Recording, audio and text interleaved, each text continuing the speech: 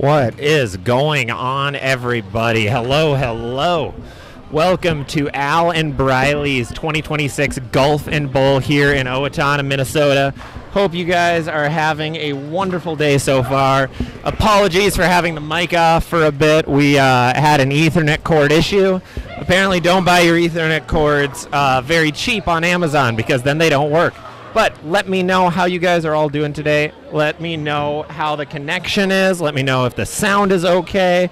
Doing a little bit of troubleshooting, of course, as we're going along. So please let me know. Otherwise, we are kicked off and good to go. We are here for 14 games of bowling, and these guys are absolutely flying already.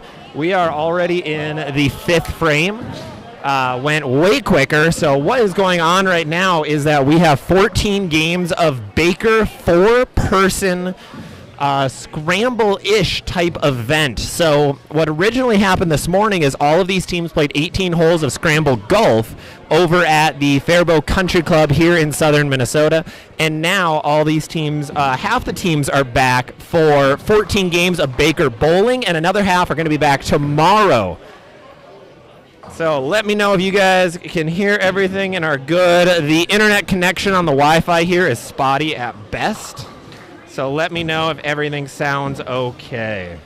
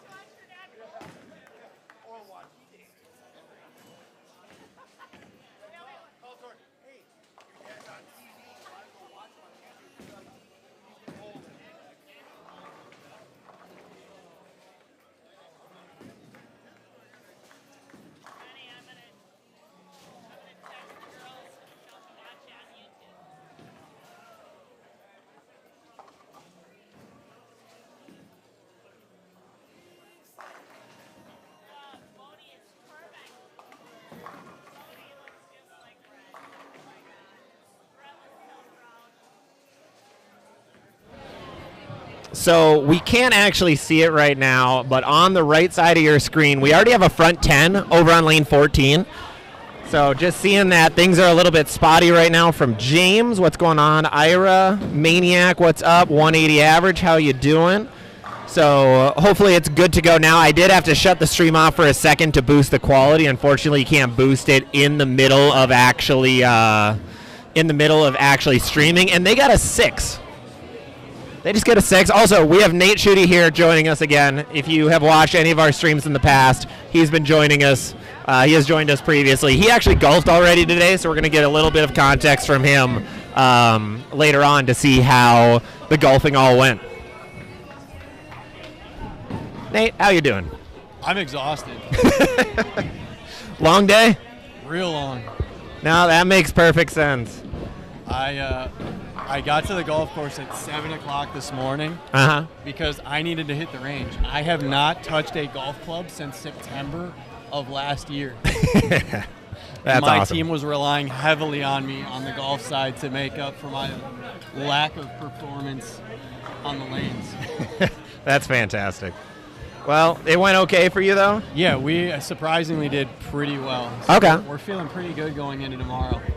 I Perfect. think we finished T4 on the golf side, and my team is pretty comfortable on the lanes. So. Okay, who's your team again? Cody Lovejoy, Aaron Johnson, and Jeff Campbell. Oh, you got a couple bowlers. Yeah. We have some Sioux Falls guys. Yep. No, that makes sense. That's perfect. That's awesome. Hey, Chloe, what is going on? Talking about the shot. Yeah, let's get the oil pattern on the screen for you guys. So yeah, these guys are not bowling on hard, but they're not bowling on a house shot. Let me pull that up for you real quick.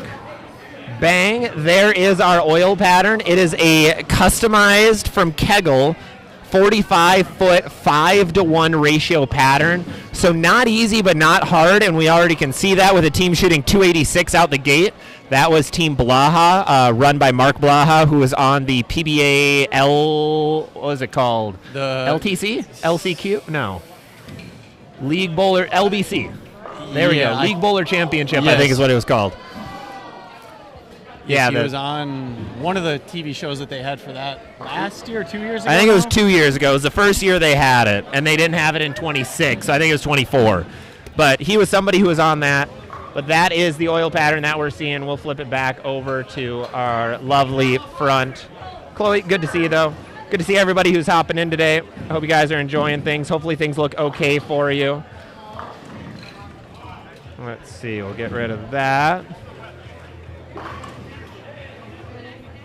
Alrighty. But we have, like we said, 14 games of Baker bowling. So the way it works is you bowl about 2 or 3 times per game, depending on the number of game. So if you start in the 1 hole, you bowl in the 1st, the 5th, and the 9th. Yep. Then if you're in the 2 hole, you bowl the 2nd frame, the 6th frame, and the 10th frame. If you're in the 3 hole, you bowl just 3 and 7. If you're in the 4 hole, just 4 and 8. So I'll be curious if some teams use strategy or if they just say screw it. I've committed to the 3-7 for my team. Oh, there you go. All day tomorrow. So you don't have to move. I'm going to stay in that spot. I think we have it planned out where Aaron is going to be in the 1 hole, 159, and Jeff is going to take 2, 6, 10 Makes sense. all day. Yeah. He's probably the most reliable, too. Yeah, Jeff Campbell is one who made the World Series of bowling this year. He made it through the pre-tournament qualifier as, I think he was like a 3 or 4 seed. Yeah, he bowled pretty well in it. Yeah. I think he ended up cashing maybe at one. He cashed, I think, at one event, but otherwise it wasn't the best. But he's a South Dakota guy, right? Yep. Yeah. Yeah, PBA regional guy. 2015 D1 home run champ. Also that, yeah, he's a hardcore baseball player. He was in college in 2015 yet? Yeah. Oh, I thought he was older than that. Interesting. No, he's younger than I am. I was the old man on my team, and it was great. That's crazy. I thought he was like in his early to mid 40s. That's awesome. No, I think he's 33 possibly. Wow. That's awesome. Just making sure everything. Also, shout out to Randy if he is listening in on the pontoon right now on French Lake. I had to give him and Elijah a safe ride home after the golf and bowl, and he said he was going to be tuning in. It must be rough to be those guys. Yes. It's going to be rough on the old liver, but... Hey, they made it home. That's what matters. All right. The link is live. I was just given money, which is always a wonderful thing. That's a beautiful thing. Yep. I'm hoping our team can bowl well tomorrow and we can collect some money. Yeah, so how'd you guys do? How was golfing today? How did it all go? We got to -12, tied for 4th, I believe it was. Okay. And they pay 1 in 4 for golfing? I don't know how it actually goes. I don't know if he pays out anything for just the golf, just the bowling, and an overall. Okay.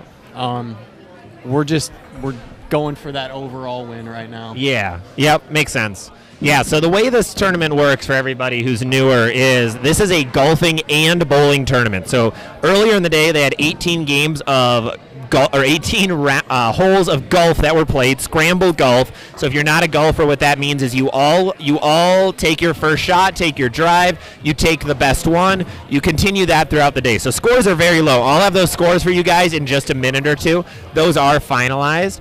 Then you get paid. You have one payout that is just the golfing side. So they'll pay out a handful of spots for the golfers. We come back, we bowl 2 squads of bowling. After that, we pay out all the bowlers. And then there's the combined score for the overall champion, which is the largest sum of money. Yes. I think it's $5,000 for first. That's what it is this year. Wow.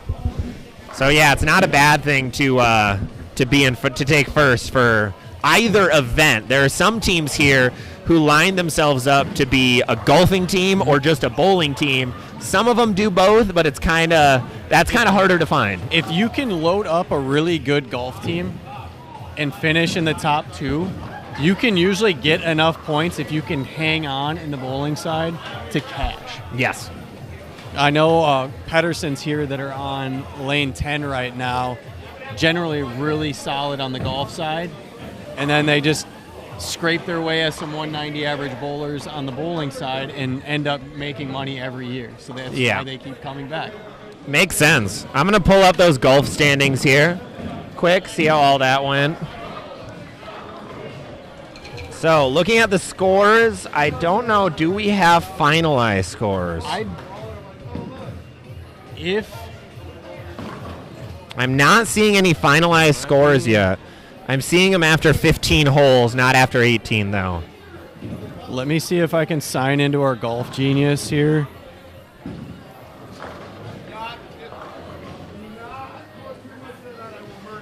Let's see.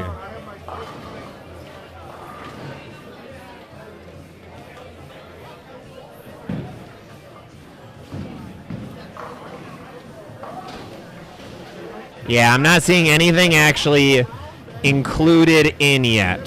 So we will have those scores hopefully as soon as we can. But we are not sure quite yet. I have it on my app, but I can't screenshot enough of it. Yeah. Oh, that's okay. We can read them off. So Team Amundsen took the lead with minus 15 for 18 holes. Very crazy. And they are very much a golf-only team. Okay. I believe they're throwing Hoff's balls. Oh, are they? Or at least some of them. Yeah, so that team consists of Eric Amundsen, Mike Radisevich, Kurt Olkers, and Brian Sommerfeld. Yeah, not a lot of bowlers there. Nope, I believe they are on lane 7 right now. I believe that's that team. Okay. I think I've seen Brian before in like city open tournaments. Okay.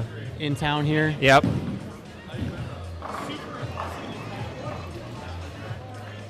Team Schmitz that was in second place, also a very stacked golf team. I think the creator of the team is actually the golf coach at Minnesota State in Mankato. Oh, interesting. And then, yeah, Team Pedersen was third. Okay. And you guys are in fourth. We were fourth. We were tied with Team Bedard here on lane 9. Yeah, so we're watching Team Bedard right here on lane 9, and those guys have a lot of good bowlers, too. Joe Engelkees, who is the tournament director and organizer for the Greater Iowa Bowling Association, is here on lane 9, about to step up and throw. Otherwise, Jake Bedard is a regional guy. I don't know if he still has his card or not, but he was previously a PBA regional guy. And the other two guys on that team are Greg Engelkees, Joe's son, and then Kurt Krull. I'm not sure who Kurt Krull is.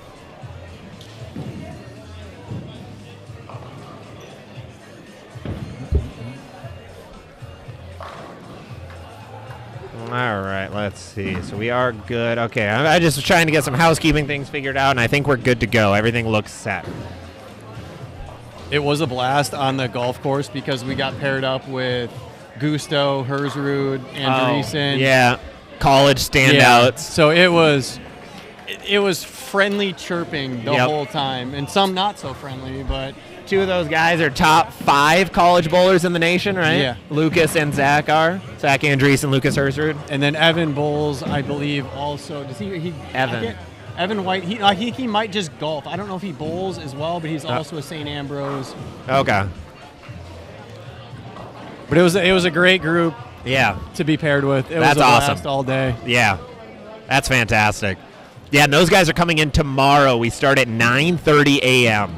for bowling round 2. So this is not the only bowling we have today. It's going to fly pretty fast. Like we already are near the end of game 2. So we'll probably only have scores for you guys every 4 games or so because they're moving so quickly. But we will be back again tomorrow morning pretty early for another 14 Baker Games of Bowl.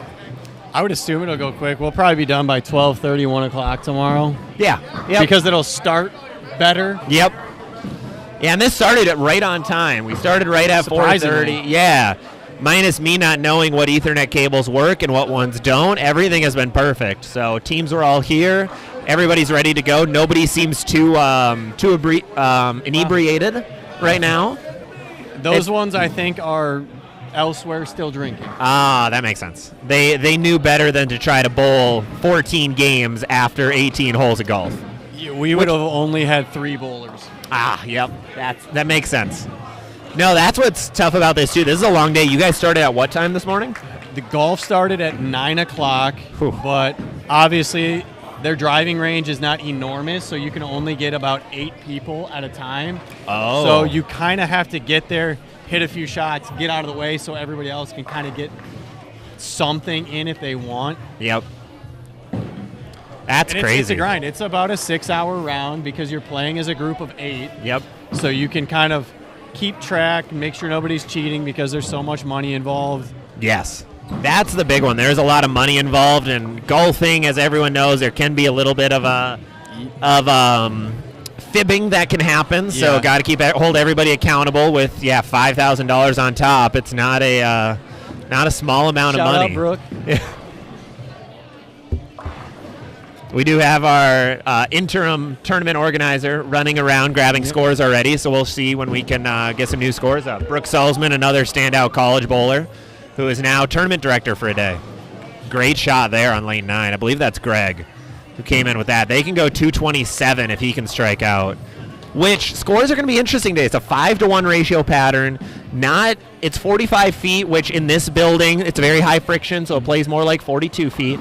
But it's going to be interesting to see where scores end up. I feel like I'm seeing a lot of shiny bowling balls going down the lane. Yes. I'm also seeing a weird amount of missed spares. So I would chalk that 100% up to heat and exhaustion and just mentally not being as sharp that's fair as they could, because it is such a grind of a day. I couldn't imagine coming in and trying to bowl right now. Yeah, absolutely. We have Mr. Polzer coming up on lane number 12, who is a last-minute substitute for Will Matafee, who's been a former champion of the tournament, who goes 2 for 10. Now, if I remember right... And he got them to fall out, so it's only a 10-pin. I missed that part. I saw 2 for 10. Slowly back around. So, if I remember right, he has retired from bowling, kind of. I think he still bowls in a subbing capacity. Maybe he did the trio league up at Flaherty's in Arden Hills this summer. Okay. I'm not sure. Yep. He bowls a lot of the MSC. Yeah, senior events, Minnesota tournaments. Okay. That makes sense. Traveling down the road, what's going on? Has anyone heard of or used 10-Pin Toolkit? Yes, it is an incredible app. Yeah, I use it for layouts, and it's a really good training tool to know what layouts actually fit depending on your positive access point. Highly recommend 10-Pin Toolkit. The guys who run it are great as well. Langer coming in on lane number 12 with a good strike. So lane number 12 is a team that has won this tournament multiple times. It is actually the tournament sponsor / person who the tournament, technically tournament organizer, Briley Howe? Kind of. Yeah, tournament unorganizer, because he's not really on the ball all the time. He donates money. His name is on it, but he is bowling. So they have won the tournament multiple times with a slightly different team this year. Eric Vermilia coming in for the 9th frame here. They can still go 2-0, 206 here. That's not terrible. Let me know how things look, by the way, in chat as well, if things look good or bad. And Eric coming in with a 4-pin there. He's trying to play a little straighter, it looked like. It looks like he's throwing an amped or a ruby. It's red, bright red. I couldn't tell you if it was amped or ruby. I know he likes all the rock stars. From here, it looks more Rockstar amped. There's a little bit of a darker color mixed in, but I see Eric shoot big scores every Wednesday night at Cedarville in league. It's effortless. Yeah, he is. He has a lot of accolades under his belt. That he does. So he is a fantastic bowler in his right. This is a team that generally they hold top 3 usually in golf, and then they try to crush the bowling side of things. But here they're only going to be able to shoot 186 and never mind 176 after missing right by like Briley. A Rocket AI? It did, yeah. And it did not want to hook. This is a 45-foot pattern, by the way. It is 5-to-1, so it's not easy by any means. But it's not super, super difficult. It's not a PBA pattern that you're seeing out there, but it means that if you miss right, your ball might not hook back depending on what you're throwing. Even on these high-friction surfaces, your ball might not hook much. Especially not if you're throwing shiny. Yes. If you have some surface, you might be able to catch that friction early enough that you'll get something, but let's see. All right, covers a spare. All right, that's a good 1, 2, 8 spare. Well, we're going to see. The good thing when you're bowling in the 10th hole is that you get that fill shot. One of the hardest things with Baker is switching balls, especially in this building. We're moving one pair to the right every game, but we're using lanes 1 through 15. So once you pass 15, you go to the other side of the building, which plays significantly differently than the rest of the building. So getting that ball switch is going to be really important. And Briley, I don't know if we'll see what he's going to do on this one. Let's see. He is trying to get it right again, and that one actually hooks. 7 pins, but it actually hooks.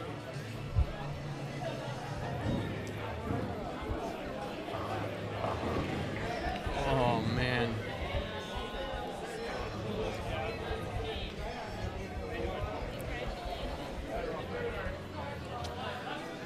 All right, we just finished game number 2. We had a 172 and a 200 here on lanes 11 and 12. We have some bowling already going on over on lanes 9 and 10, so we're going to kick it off over there.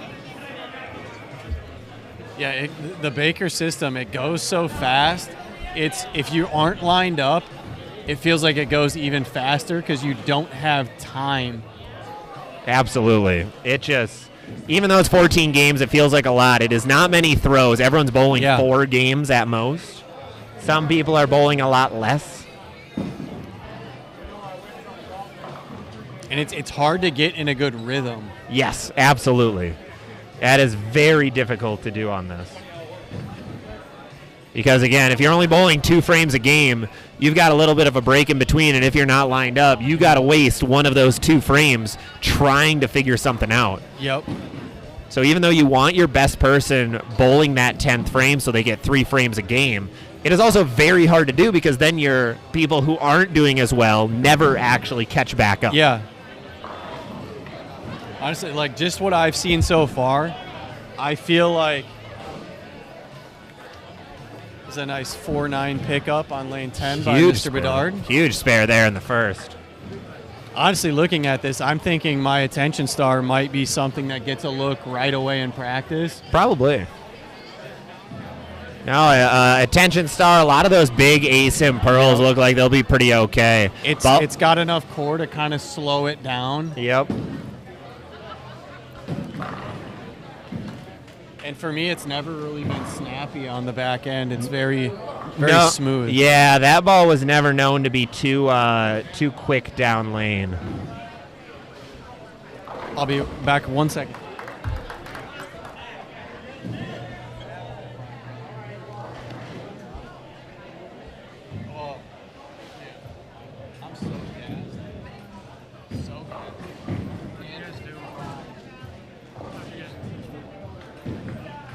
We are starting game number 3 here. Thanks everybody who's hopping in so far. Really appreciate it. This is only our 3rd time ever trying to live stream a tournament. So really appreciate all of you who've been able to hop in today and hanging out, watching a little bit. Really appreciate it. We are here for quite a while yet, so strap in, be ready. We got a lot of bowling coming in the next couple of days.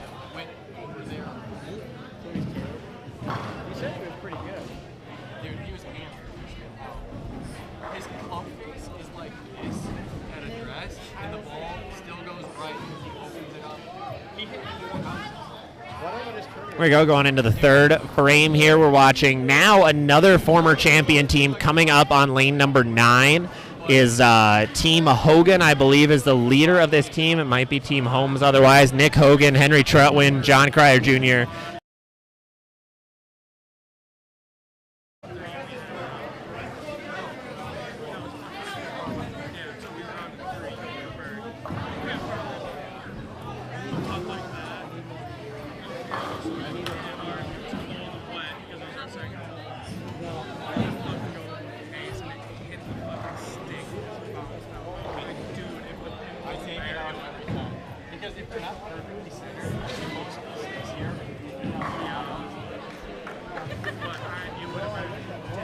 Apologies. I am just trying to check some bit rate things that we can do.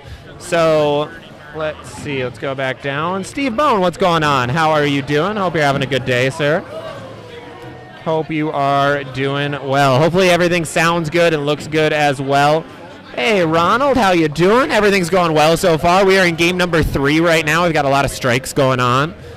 Trying to make sure it's getting louder and louder in here. So this is a lot of people in the building who've been bowling and golfing all day long. So you're going to notice the volume level get a little bit higher. So I'll try to cut it out as best as I can as we keep going.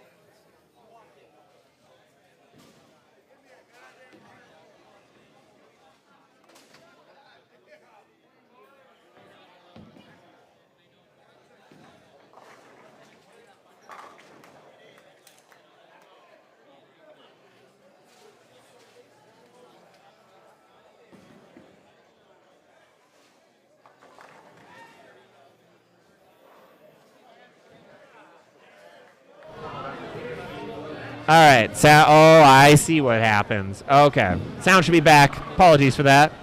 Thank you, Bone. Yeah, for a little bit of a look behind the covers is, let me turn that down a little bit. We are using a guitar soundboard to connect everything is the best way for this all to go down. And all of it is connected. There's 2 mics, but it's all connected through one connection, which makes it a little bit weird. So apologies for the muting there, but we did see Nick Hogan coming in and Henry Trutwin with a 3-bagger. So we'll see if Holmes can join in on the strike brigade over there on lane number 9. And he doesn't get the 7 out that time. So soft 10, soft 7 for Holmes while everybody else is striking, which is a good sign that everyone else can strike. If he can 9-spare all day and everybody else strikes all day, that is not a terrible spot to be. We're going to jump over to lanes 11 and 12 here for a second. So here we have a couple of teams that we've already seen. I believe this is Team Peterson over on the left. They can strike out for a 200.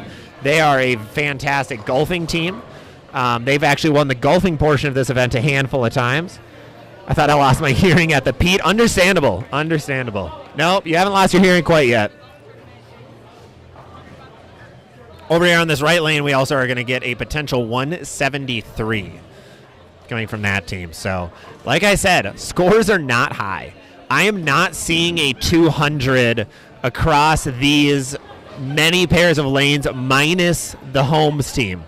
Nobody else has a chance at... Oh, there's one other team over on lane 6 that has a chance at 200. Scores are weirdly low. This is a little bit surprising. The same thing happened last year at this tournament, where scores were oddly kind of low for most guys. It was a 5-to-1 pattern, a 5-to-1 ratio pattern last year as well, but the breakdown got kind of gross. And this building is always tough because it is such high friction. Guys start very left. It shuts out some of the guys who try playing further right, so it can get kind of bad. So we're going to see, this is pretty early on in the day, though, where scores are not crazy high. We're seeing a big double over there on the right side of your screen from Team Howe. They can only go 190 again. So they went 170 last game, I believe a 190 game 1, and now a 190 in game number 3. And we're going to get 2 more games where we actually have them in eyesight. Otherwise, they're going to be gone for quite a while.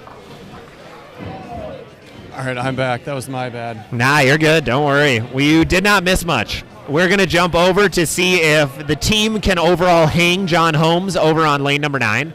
Everybody struck except for Holmes twice. So 9 spare from Holmes for a 10 and a 7. Otherwise, Cryer sent a helicopter messenger last frame. Hogan and Trutwin also have a good look too. Hogan and Trutwin don't hate playing deep on the lane. We're going to see what Cryer can do here. 10 back for him.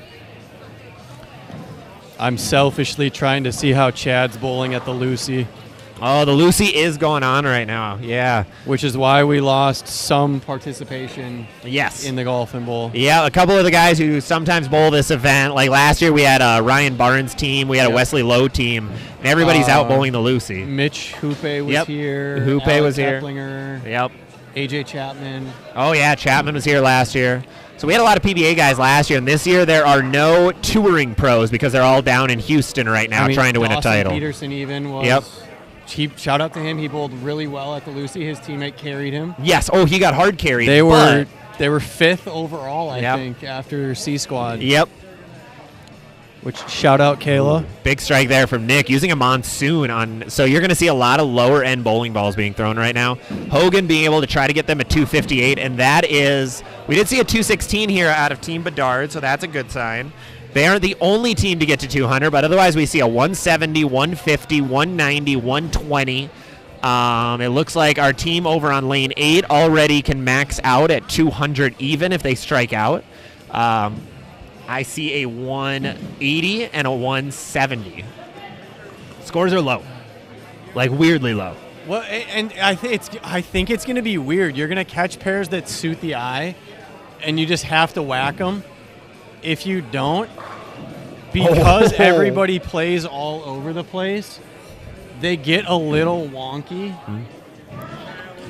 Especially if there's house shots or house balls going down the lane. And I haven't seen a urethane yet, but it wouldn't surprise me. Hogan there with a bone 9-pin. Going to 247. Still a great game of those guys. I think that would win him a high game pot just looking around, which is crazy. I think it's 2 game totals on high game pots. Oh, okay. I think anyways. Yep. And then I think there's a super high game pot for game 14. Oh, interesting. So there's a bunch of different side pots that are going on at this tournament. I'm honestly not sure what a lot of them are, but there are a lot of different side things that are running around.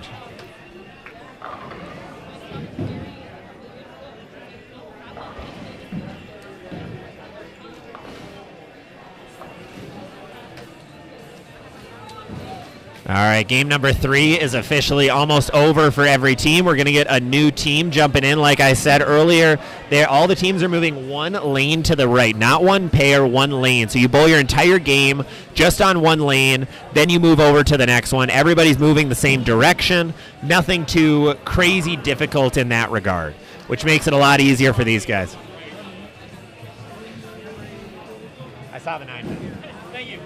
Okay, so what they had for side pots on the bowling side was there was a $120 bet you win. Yep. High game pots, it was 4-3 game 1. So 1 through 3, 4 through 6, 7 through 9, 10 through 12. There was a combined between the 2 shifts and eliminator. Okay. 2 super high game pots, games 13 and 14. If you wanted to go all in all in for everything with entry fee was $1,320 per team. Okay, so divide that by 4, $300. And every side pot you could get into. Yeah, so $325 per person. And that's 18 holes of golf, 14 games of bowling, and all the side action. Yep, which was skins, closest to the pin stuff. There was a par 3 combined low score, optional, all sorts of random stuff for the degenerate gamblers. Yes, of course, as bowlers are. No, good. This is a high money tournament overall. It's always a little bit surprising to see how much money gets paid out every year at this one. Some guys come out very, very, very well off at these events. Yes. Yes, I mean, I feel like Briley's team the last couple of years, it's been about $2,000 a guy. It has, with some high game pots, the overall. Yeah, and that's part of bowling that a lot of guys don't hear much about is the true, like, how much you can make. We always see, like, how much it costs to jump into a PDA event, but these amateur events, you can make some money on this one. Yeah. And it's fun. It combines the two things that most bowlers love, which is bowling and golf. Yep, absolutely. Because everybody needs a hobby in the summertime that's not the bowling alley so they can kind of regain their sanity. Yeah, that's always the big one is bowlers need an off season, and a lot of guys don't take it, which ends up getting to be a problem at times. So being able to have a little bit of an off season is huge for these guys. Yeah, it's easy to get burnt out if you keep bowling. Oh, yeah. If you're bowling and realize you're not having fun, take time off. It is okay. It is not a problem. The bad habits will start going away. The muscle memory won't quite be there. Yeah, if you're struggling, just take a break. We see an unfortunate 4-9 there from Joe Engelkees coming in. This is about the third 4-9 I've seen so far. There has been a lot. Yeah. It's kind of weird. So I don't know if they switched the pins on 11 and 12. But they're twisters. They are. 11 and 12 are the only lanes in the building that have twister pins. For anyone who isn't aware, doesn't get it, good shoot. Effort. Twister pins are a plastic pin, so they're more durable. They bounce around a heck of a lot more, yes. But they also get stuck a lot more, and they are more hassle because you have to clean them. Wooden pins actually absorb a little bit of oil, whereas plastic twister pins do not. So they can be a lot of issues with twisters, but this building is testing them, so 11 and 12 have them. So if you watch any of the ZVL channels lately and you've seen some of my weird, like a couple shots that I post of weird messengers, that is on lanes 11 and 12. The nice thing, though, is like these twisters are a little bit better than twisters of old. Yes. I remember bowling at Garden Center in Alex in like mid-2000s, and those were the poppiest sounding twisters ever, and it's tainted my view of them since. Because they've gotten better, for sure. It was the worst sound ever. Yep. And the fun part with twisters is you can get some crazy messengers. It makes your rev rate feel like it's about 100 higher than what it is. I have a helicopter messenger coming out, a clip coming out, I think tomorrow night, that I'm very excited to post because it looks just stupid. It's so dumb how hard that messenger comes across, and that's very common on lanes 11 and 12 You don't need a lot of ball speed for it. No. Ooh. 2-4-10 miss there from Nick Hogan. And if you don't understand the difference between a regular pin and a twister pin, take a chunk of wood and drop it on the concrete and drop a piece of plastic, like a plastic cup, and watch that plastic cup bounce and dance around. Yep. It's very similar. Brennan said, sounds a little wonky from me. Let me check it quick. That could just be my raspy voice. I'm fried from yelling today.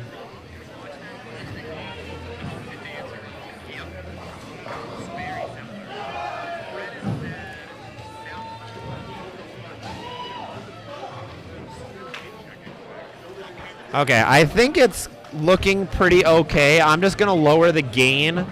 What I noticed last time is we didn't have really much lane audio, so I have one of our cameras picking up some lane audio just to have some ambient noise in the background, but it might not be the best. That was another split there. We're gonna jump back over to the team probably leading right now in the Cryer, Trutwin, Holmes, and Hogan team. And Trutwin just went through the face, I believe, for a big 4. Yeah, it's back-to-back splits here. Sounding a little echoey. That might be, let me check quick. Might be my gain might be a little bit too high. What's that? Maybe the lights, air. I could go to bed right now. I could go to bed.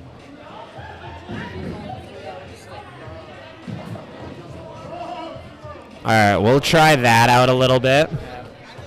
Try getting it a little bit lower for you guys. See how that sounds. The gain might have been a little bit too extreme, but we'll see how it goes. Just keep me updated. Our sound gets a little bit iffy at times. As you're going to see, that's one of the pairs that has house balls coming in on lane number 9.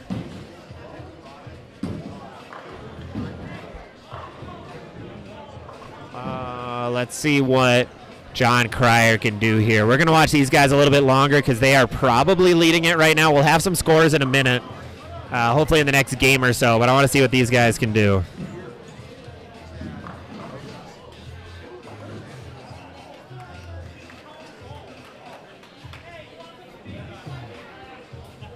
The house shot guys are not doing terrible, in all honesty. Throwing straight isn't bad right now. They actually are beating Team Cryer right now. 79 in the 4th. That's not bad. I mean, sometimes when you can take your brain out of play, it does wonders. Throw it at the first pin and see what happens. See what Cryer can do here. He might be one of the few lefties on this squad. I actually don't know if we have another lefty. Looking around. None that I see. So he might be able to just play the fresh all day long.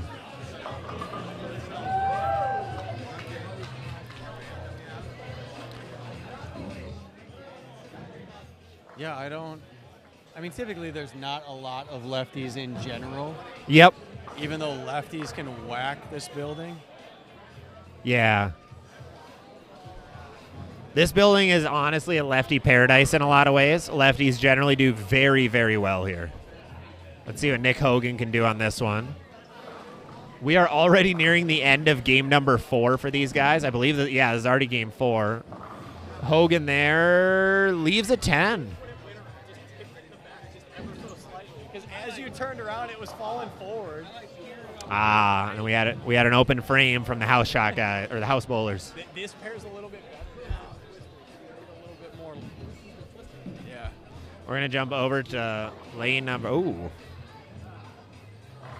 I got to go fix the camera quick. I still don't have any good Zach stories, so I apologize for that.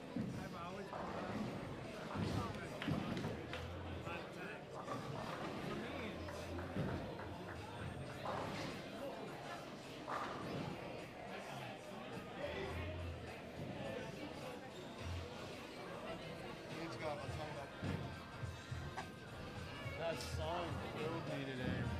For sure. What did you get up to? I'm so fried.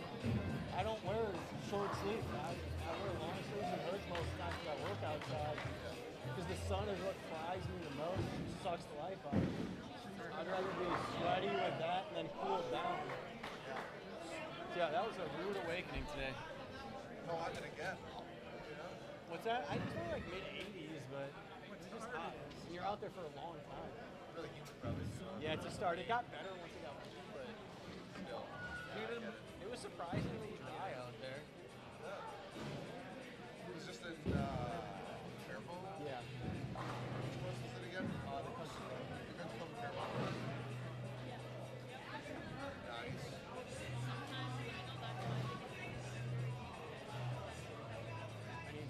That was odd. All right, sorry for that. One of our cameras died for a second, but I we're need to back. go walk. My knees are killing me. Fair enough. We can go over to this screen for just a minute. Sorry about that. That camera got all types of weird. Brennan, I have an RST Hyperdrive Pearl. Do I need a Transformer Pearl, or do you think a better ball? Yeah, I think the Transform fits really well in that spot for you. The big reason why it's going to fit well is it's a lot stronger than the Hyperdrive Pearl. Hyperdrive Pearl has a lot weaker of a cover stock. Cores are honestly fairly similar in strength. Transformer is going to be a touch stronger. We're going to jump over here because there's some bowling going on. But no, I think you'll be A-okay, especially if you like shiny bowling balls. That can be a good play for you. Let's see what we can do here over on, we have the guys on lane number 9 throwing house balls. So let's see what they can do. Ooh, good 9 count. They can get to a 176. They're only throwing house balls.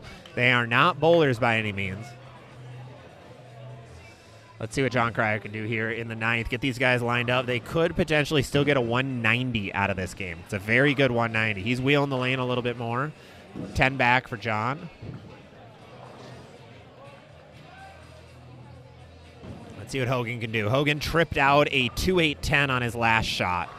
So we're going to see if he can find something decent on this one. Brennan, I also have the Viking Conquest. Yeah, honestly, a Transform Pearl fits very well in that lineup.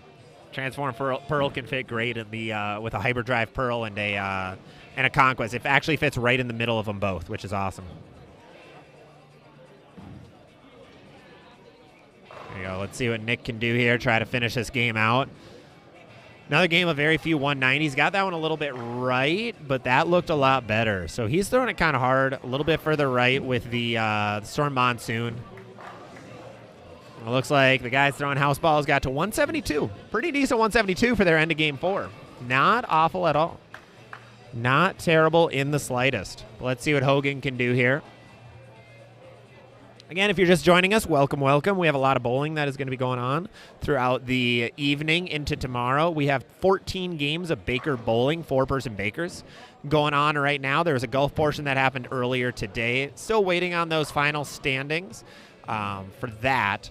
But we have half the field who is golfing today right here bowling. And then tomorrow morning, we will have 14 more games of bowling from the other 14 teams that were in the tournament. We're going to jump back over to the Bedard team. I'm going to zoom this camera in, so give me just a second.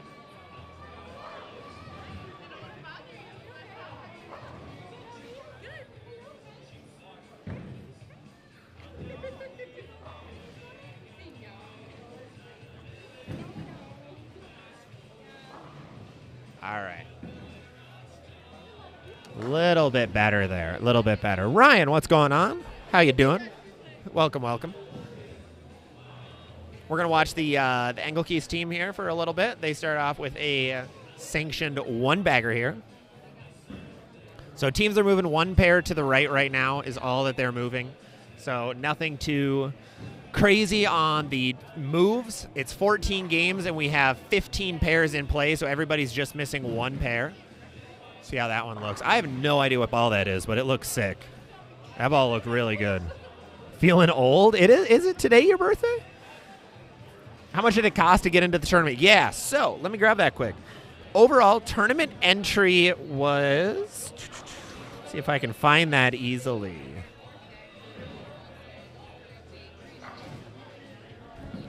I believe it was about... it's $1,300 to get all in. So that's getting into a bunch of side pots. But just joining the tournament... I'll have to scroll a little bit. There it is. $560 per team. Each team has 4 bowlers on it. So what is that? About $135 a person, right? 140 would be 560. Yeah, it would be, sorry, 140 per person. Yeah, 140 per person. There we go. So that's for 18 holes of golf and then 14 Baker games of bowling.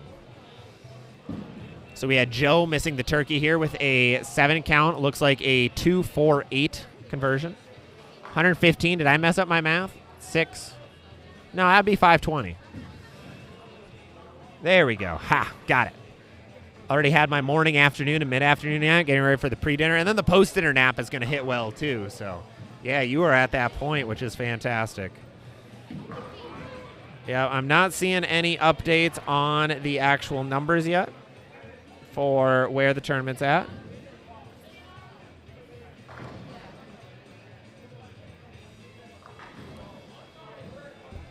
Joe with a good spare there, keeping them in it. Brennan, sound is a lot better than before. Absolutely. It might have been Nate's mic that wasn't great. So I got to play around with the gain on that guy, see what was going on with it. It might just be my mic that is okay. We'll see. We will see. But we are here, game number 5 already. You can see there Nick Hogan got that one a little bit in compared to his last shot, and it was 10 back. We're going to see what the other guys on Joe Engelke's team can do. Flat 10 coming in from him.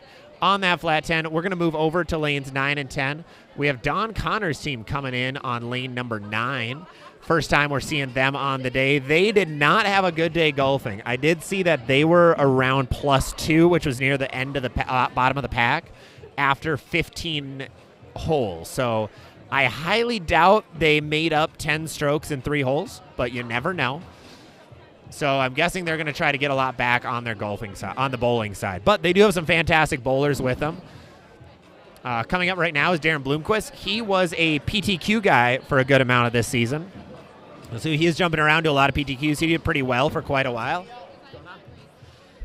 So we'll see what Darren can do here. He looks like he is their 2, 6, and 10 hole. 10 back for Darren. Good shot from him. I believe he's a Storm staffer. Not entirely positive.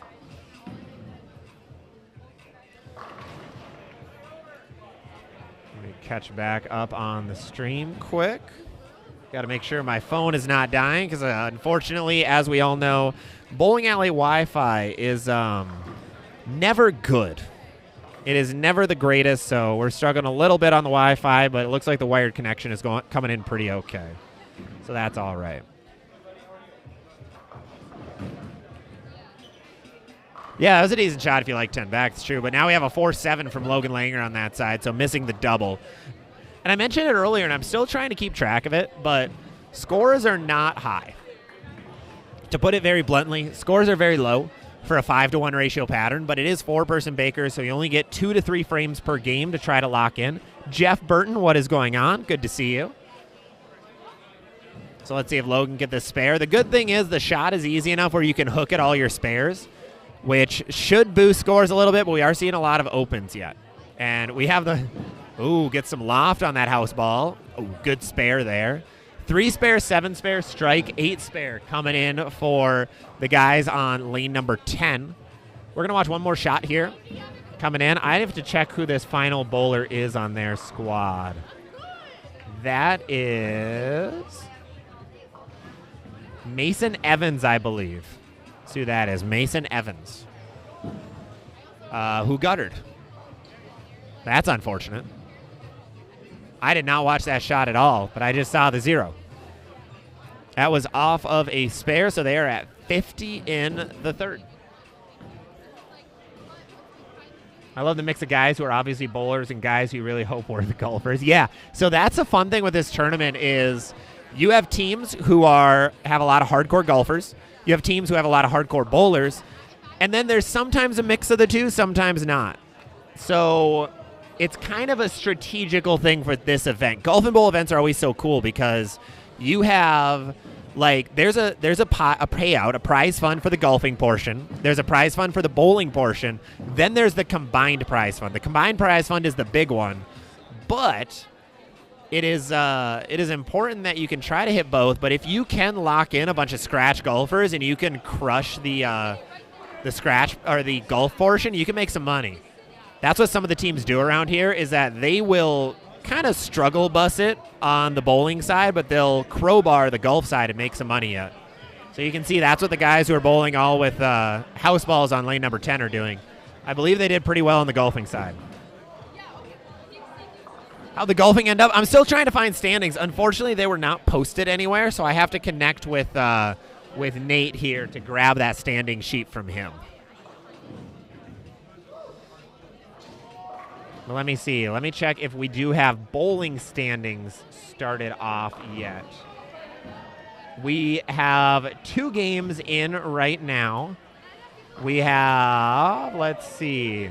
After 2, these guys are in game number 5 right now, but after 2, we have Team Azeltine coming in with a 473. They started 265 and 208. We have a 470 from Team Blaha, who started 286, but then came back with a 184. 450 from Team Connor, 240, 210. They are currently on pace. They did 7-2, so they are at 76 in the fifth. They're going to need a bit. That's a team you're seeing on lane number 9 right now. Otherwise, we do have one other team who's above 400, Team Briley, 235, 172, but they stayed in the 190s the last couple of games, so they are under now. So out of there should be 14 teams here. Almost all of them are under even, which means they're averaging under 200. I think the guy wearing the Titleist shirt, throwing it down the middle, dead straight, is one of the bowlers. Oh, absolutely. Yeah.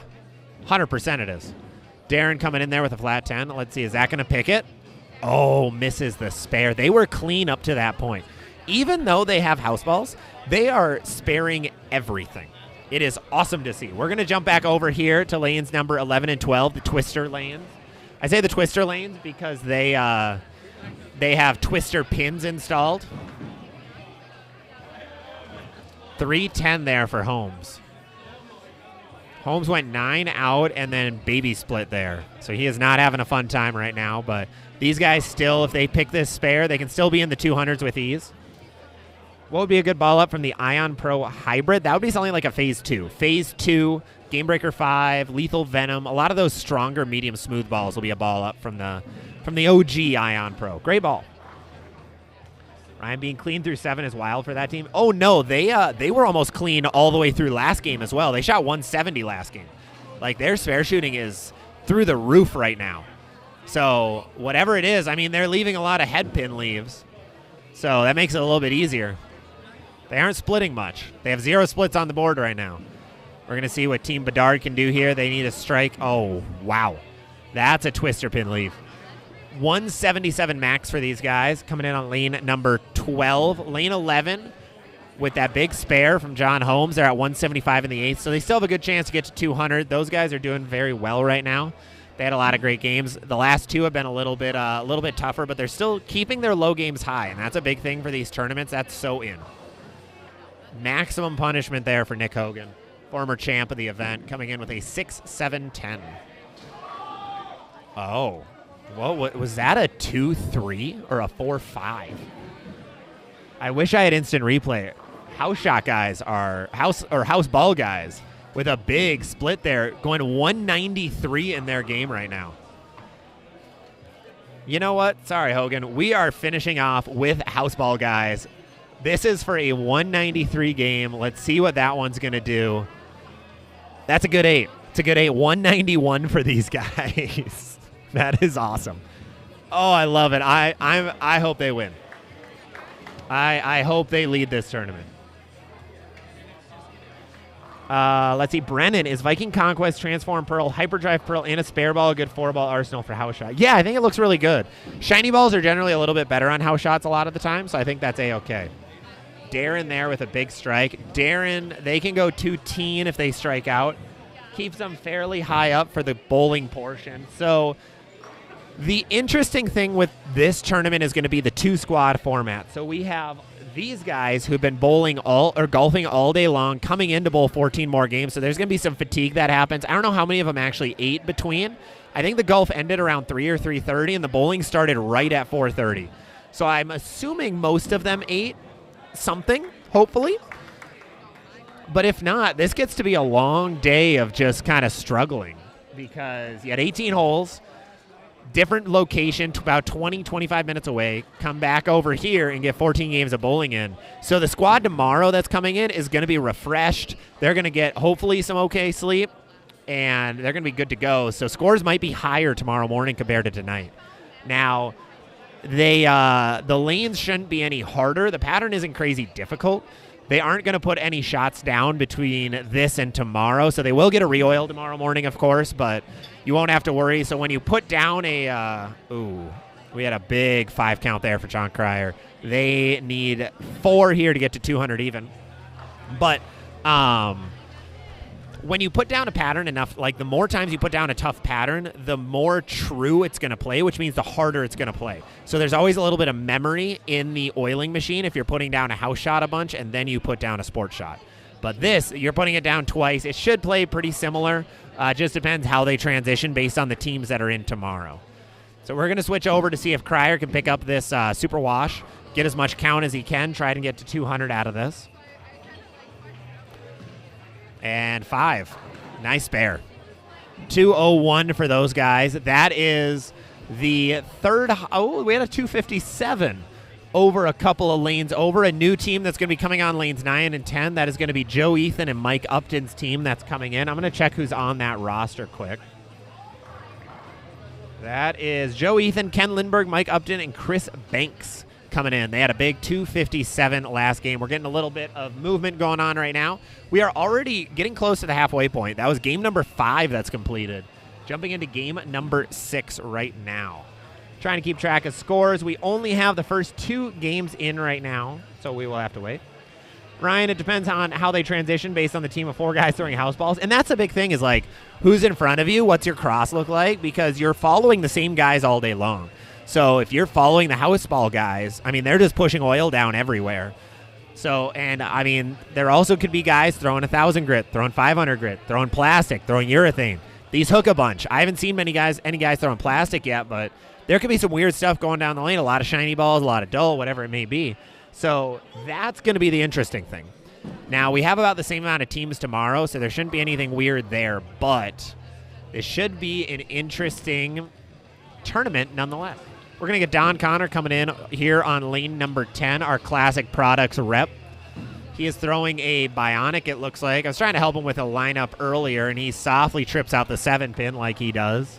He's got that good senior carry going. Hey, Will, what's going on? How's Team Briley doing? They started off with a 240. After that, I don't think they've reached 200. They might have last game, but up through the 4th game, they only had 1 200 game. So it wasn't too great. They were under, I think they were under, or they were negative. But we're still waiting on a few scores, so we'll see.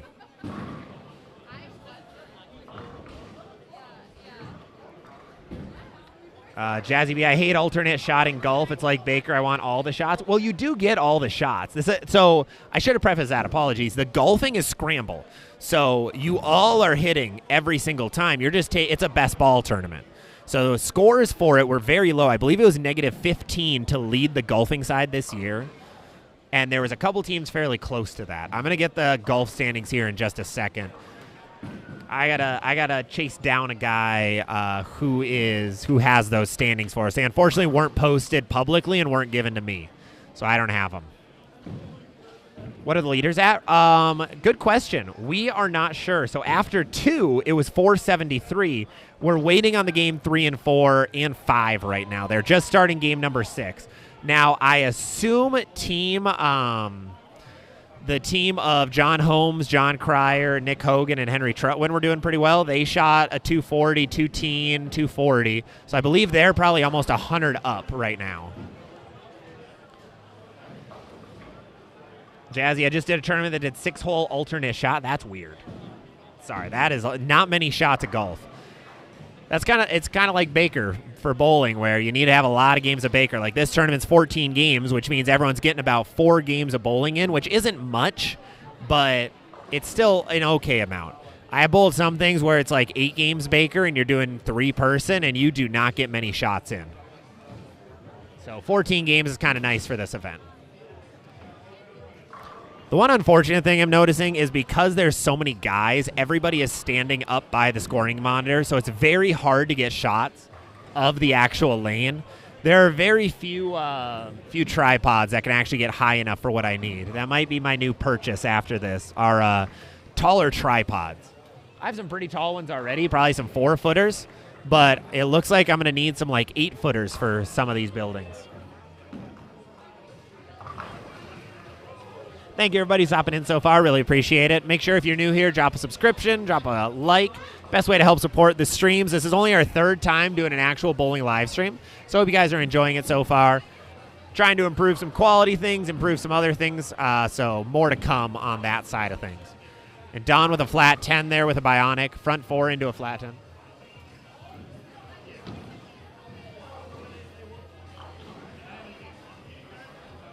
Yeah, get like a full top down. That's where like the bowling centers that have a little bit of a perch are very nice for streaming. Like that makes it so much easier to stream. But if you don't have that, it gets a little bit tough. We're going to see what Don Connor, can he make the spare? He does make the spare. I was practicing with that mix that he has, that he threw on that one a couple of days ago, and that thing hooks more than any mix I've ever thrown. I don't know if it's the all-white pigment in it or what, but that ball hooks a ton. Al's beard is massive. Al Houston, the organizer of this tournament, I believe he, if I remember right, he only shaves his beard after this tournament. I think is one of the times in the year that he actually shaves. Otherwise, he does not shave very much.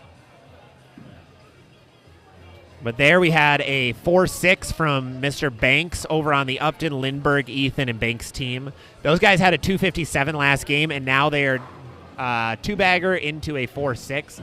Pins don't really bounce out here, unfortunately, so you're not going to see much there. Let's jump back over to the twister lanes.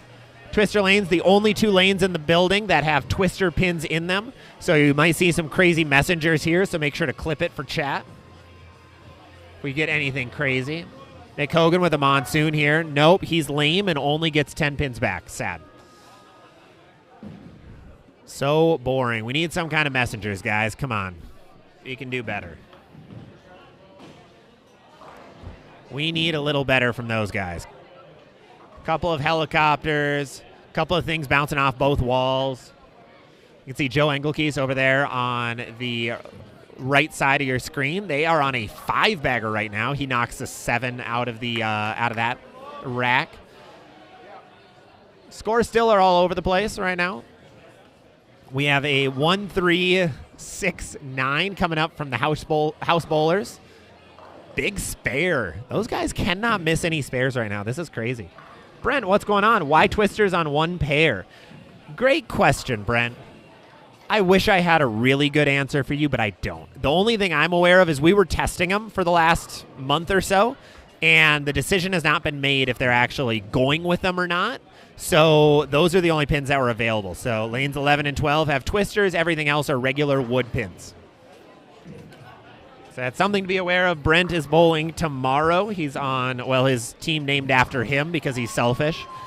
So it'll be, make sure to keep that in mind for when you're on that pair. If you see some weird stuff, I'll send you some clips later, Brent, of some weird things I've already had happen when I'm practicing on that pair. You can get some fun messengers. But here, Henry, right, might be able to get one. He has about a 7,000 rev rate. Jazzy sent the DM. It's super solid and does basically from 3 foot to 10. Beautiful.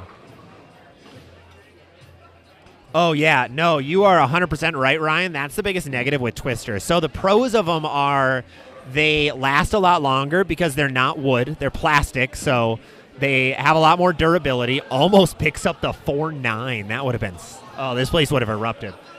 So that's one pro. The other pro is you get a lot of cool pin action.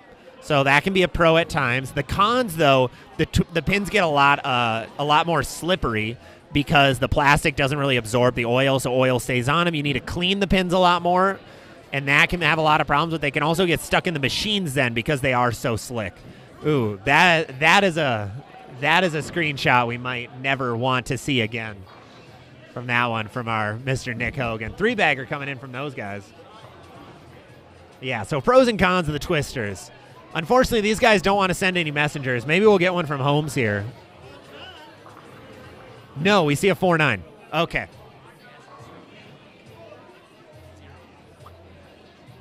Well, you're on the twister. Okay. Yeah.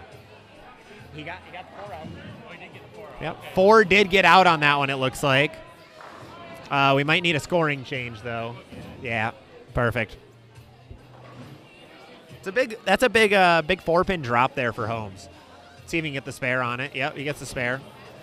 They can still go 230 out of those guys. Pretty great 230 out of them. So we will switch back over to lanes 9 and 10 here. Gonna get the Lindbergh and Bloomquist pair going on right now. I might go and zoom this lane in just a touch. Try to get a little closer. I'll be right back. I'm gonna try that out. Enjoy the ambiance of a bowling center.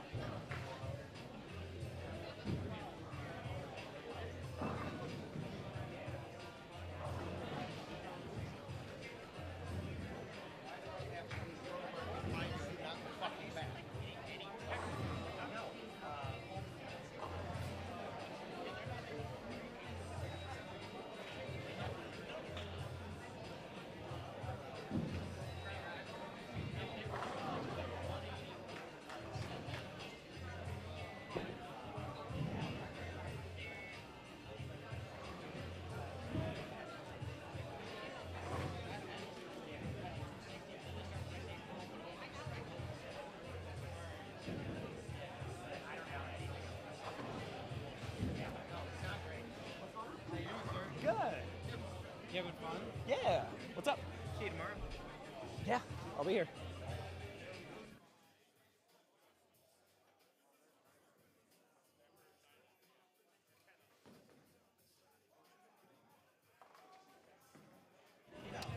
All right, I couldn't really get the cam too zoomed in. It is actually at maximum zoom, which is not exciting. But we're going to go with what we got. Let's see, did I miss anything? Last night I had a messenger fly across, tripped to 10, then slid to knock the 4 down. Oof, sheesh. Those are the fun messengers that you want to get. Those are the exciting ones. All right. So we're just finishing up game number 6 here. We do have a 225 here with Mike Upton going. There's going to be a ball raffle going around. One ticket is $5. Oh, this place got 5 quiet. tickets is $20. The balls of choice for tonight are going to be an Ion Max or a Storm Alpha Crux. There's going to be 2 boys going around and buy tickets. Thanks. All right. If you guys want to jump in the ball raffle, come down to Owatonna, Minnesota, and you can get in. Yep. We're going to see Mike's final Drive shot fast, take chances. here. Exactly. We're going to get Mike's final shot here. Try to see if he can finish off this 225. It's a pretty good game right now. I just had a couple of guys come around and ask me if anyone's doing anything score-wise, and the answer is no. The answer is very much no. If you took a gauge of the mood in this building, it's like a 4 out of 10. I don't know how that translates to anything, but it is just very negative. Like, everybody's in a bad mood. Yeah, that's what it seems like. I think, and the bowling seems like it's been grindier than what everybody expected. So that probably has something to do with it. And it's been a long day. People are getting a little hangry. I don't know how many, I mentioned earlier, I don't know how many people have actually eaten yet. So I assume some of these guys have not eaten much food all day. We had some at the course. Otherwise, liquid is about that's it. About it. Yeah. That's crazy. It's been a lot of alcohol consumption. That's not ideal. But they do have really good food at the turn. Okay. I got a cheeseburger with pepper jack and chips, and it was amazing. Oh, that's They have a huge. grill out there, so the hamburgers are basically done. They just pop them back on the grill. Oh, Get them nice. heated up Yeah. nice and get the cheese melted. That sounds fantastic. It was great. I am just remembering that I get a burger basket out of this live streaming, so I gotta perfect. bank that in at Which some point. which fine person should we tell that to? I don't know. Brooke seems a little busy, so not her. Yeah, don't ask her for any favors. Yeah. Next time I see the waitress, I'll flag her over here. Beautiful. She can hook you up. Perfect. Ryan, a typical bowling center environment on a league night. Honestly, Yeah. more It's more depressing. more negative than that. Yeah, because scores are low. They're not high by any means. This is almost the feeling of you're being forced to bowl on a Sunday afternoon after a birthday party, plus they didn't re-oil from the day before. Yep. Plus and somebody it's for just money, and you're not having a good time. plus somebody just kicked your puppy. Yes. Is what it seems like. Yep. You got a flat tire on the way in. You know, a rock hit your windshield and cracked it. Yep. Every inconvenience that could happen. That's how it feels. Yeah. So I do have a question here for you. Nate, how many good shots did you have on the course from Jazzy B? More than I expected. Oh, that's a I good sign. got to the range to be the first person there today because I haven't touched the club since September. I grabbed my 7-iron. I hit 5 shots, progressively hitting them further. Okay. They were all dead center on the club face and went straight. I put it away. Okay. I took a wedge out of my bag today and put 2 drivers in. I grabbed 1 driver, hit 3 balls. They went dead straight to the back of the range. I switched to my other one. Exact same thing, but like a lower trajectory. I stopped. I hit 1 bad shot, maybe 2 bad shots today.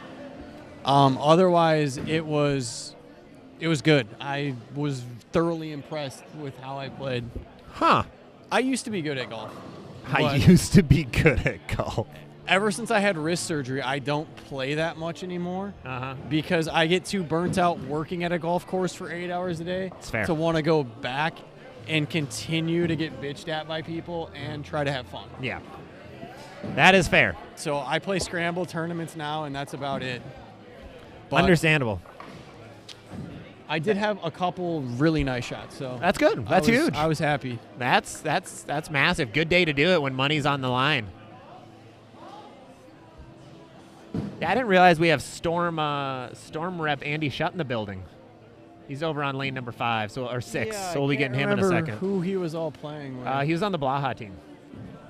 Makes sense why they performed quite well. Yeah. To start, anyways, I don't know how they did after that. I haven't seen we do have scores after 5. Scores after 5 are here. I'm gonna snag them for my own personal usage. Give me just a second, folks.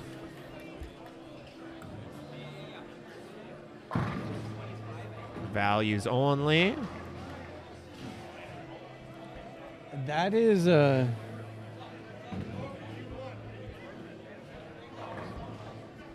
Um,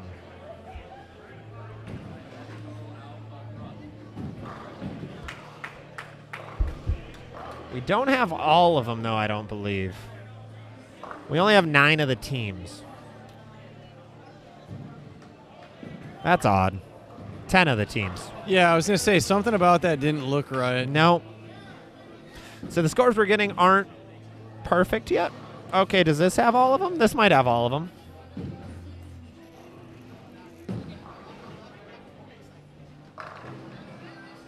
We're going to steal this one. Sorry, I'm doing some stuff behind the scenes trying to get this to actually be correct.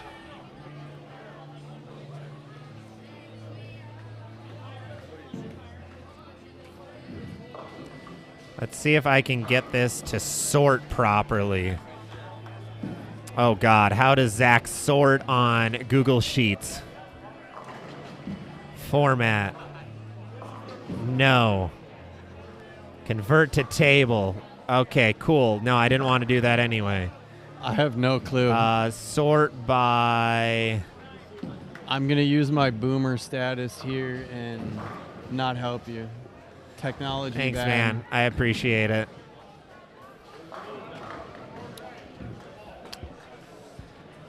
Okay, not all of them are in is what it looks like. Oh, God. Some of them really aren't in, I don't think. Something's. Man, these are all over the place right now. Oh, There no. should be like They're 14 or right. 15, yeah. Can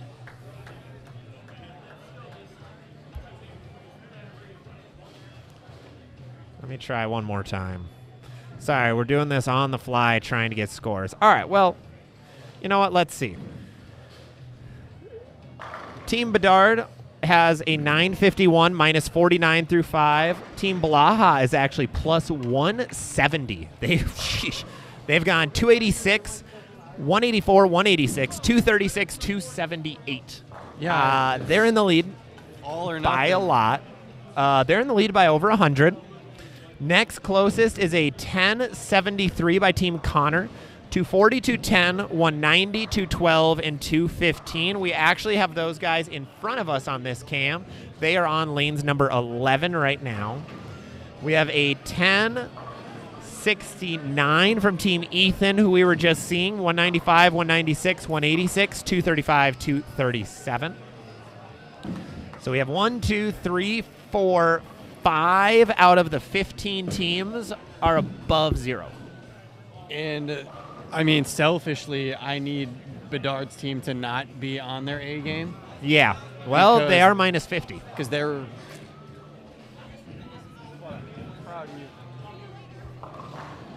Selfishly, with the just big because strike. they're in about the same boat as we were on the golf side of things. So, Yes.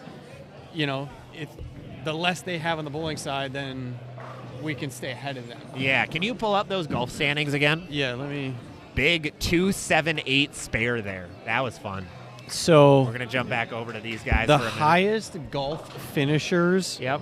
would have been Bedard in Holmes that are Okay. good on the bowling side of it Yeah. here. And Team Holmes is -4 after 5. Okay. They are not. They're 100+ out. And then Team Briley. Team Yeah. Briley, I think, is what it is. He looked a little heated earlier. Did he? Not surprising. They are +22. Okay. And then we got Team Durant. Yeah, and they're in front of us, right? Oh no, they bowl tomorrow. Sorry, the Durant team bowls only tomorrow. Okay. I saw Jared sitting down there at one Yeah, point. Jared's been hanging around, but they don't bowl quite yet. So that's a Okay. team we'll have to wait for. Otherwise, I remember Team Amundsen was close, and they're at 820 because they're only throwing house balls, I believe. Yes. So And they then Team Schmitz, I don't know if they're here right now. they are not. They are Okay. not bowling right now. And Team Pedersen. They are. Yes, they are here. They're at -102. Okay. So Again, they they're are- like 190 house bowlers. Yep. And so I think sometimes they don't bowl on challenger sport type stuff enough, and it gets a little tricky. Yep. That's how we get Zach out there. It'll be the live stream golf test. I was asked if I wanted to try doing anything on the course, and I said a quick no. That seemed kind of messy. It would be so hard on the actual golf course because you would have to set up on a par 3, Yeah. but you would have to have enough cable that you could get a camera by the green with a mic to see the balls land, Yep. but have the swings from the tee box also. And you also need a steady connection. Yes. That's the biggest one. The connection is almost impossible. So that's the most difficult. Ooh. 4.79 pickup there on lane number 9. To clean up a 176. Not bad, not bad. And here, we're going to try to watch the end of this 169 game from Team Ethan. Not bad, not bad. So this is going to be, basically this is going to be a cluster for the next couple of hours. Yeah. right? I normally, not because and it's then a he lack carries of the 4.9. preparation, but we have in prior years had like a big billboard that Yeah. had every team on it, golf, and it had points immediately put on there. Yep. So you could kind of see it. And then as the golf finishes or the bowling finishes up tomorrow, it pieces in, and then the overall is figured out. Yeah, so we might not know an overall for a while. It'll be 1 o'clock tomorrow, probably. Yeah. I mean, you might be able to, if somebody can run away with it or have a really bad day. Yeah. That would be the big thing. Just do a golf vlog, and that is doable. We actually, this tournament does already have a videographer that they hire to create something after the fact. But yeah, no, I could become a golf vlogger. You are right. ZVL Golf inbound. Watch out. Yeah, it would. I know we got to hole 1, so it was like our 4th hole of the day, and he slapped a couple mics on Cody and Aaron. Oh, that's for sweet. like 2 holes. Yeah. And then he was videoing and taking pictures and doing his thing the whole time. So Yeah, that's awesome. Also, 269 potential from Team Upton. Upton's 15-year-old Arson Lowflare can't get the 4 out. But this is a good 248 out of them. Yeah, Mike is secretly one of the better spare shooters you'll see, even though he's going to hook at this by a mile. it's looking to me like they have carried down significantly. Yep. 100% they have. Team Blaha's already again on a 4-bagger. So they're plus 170 and growing. And the nice thing, it doesn't matter how plus you go, except for the overall standings. If you're 300 ahead of second place, it doesn't matter. right? True, Your it's points just- are still going to be the same. Yeah, it does help for side pots. It does. Yeah. There's significant money there. Yep. But yeah, no, otherwise, yeah. And they were 6 under is what Shutt was saying. So they need to win. Yeah, they need to lead. They got to be towards the top because you Yeah. start getting too far away on the golf standings, it's hard to make up ground. Yeah. Seeing Ryan, there were beaver pelts all over. Brother, what is going on, Jazzy? Oh, you guys are talking golf. Jeez.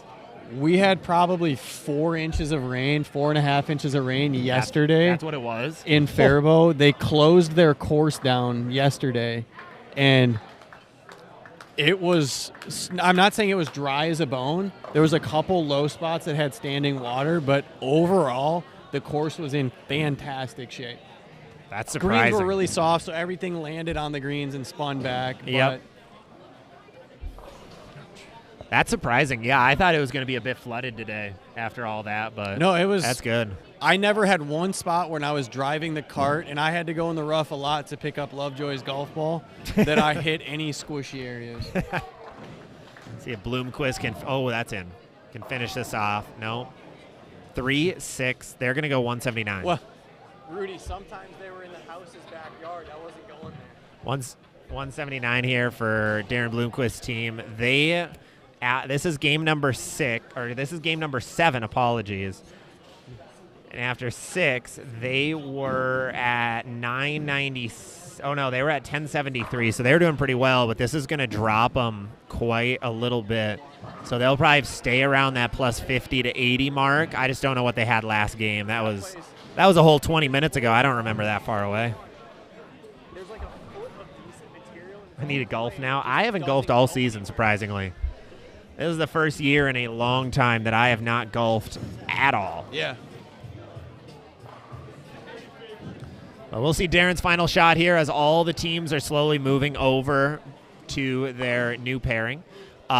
Team Hogan also just hit a roadblock, and they're about to shoot 161 max out of those guys. It's hard to put in words the caliber of bowlers that they have. Yes. This isn't a slouch of a team. No. I'm going to fix that one.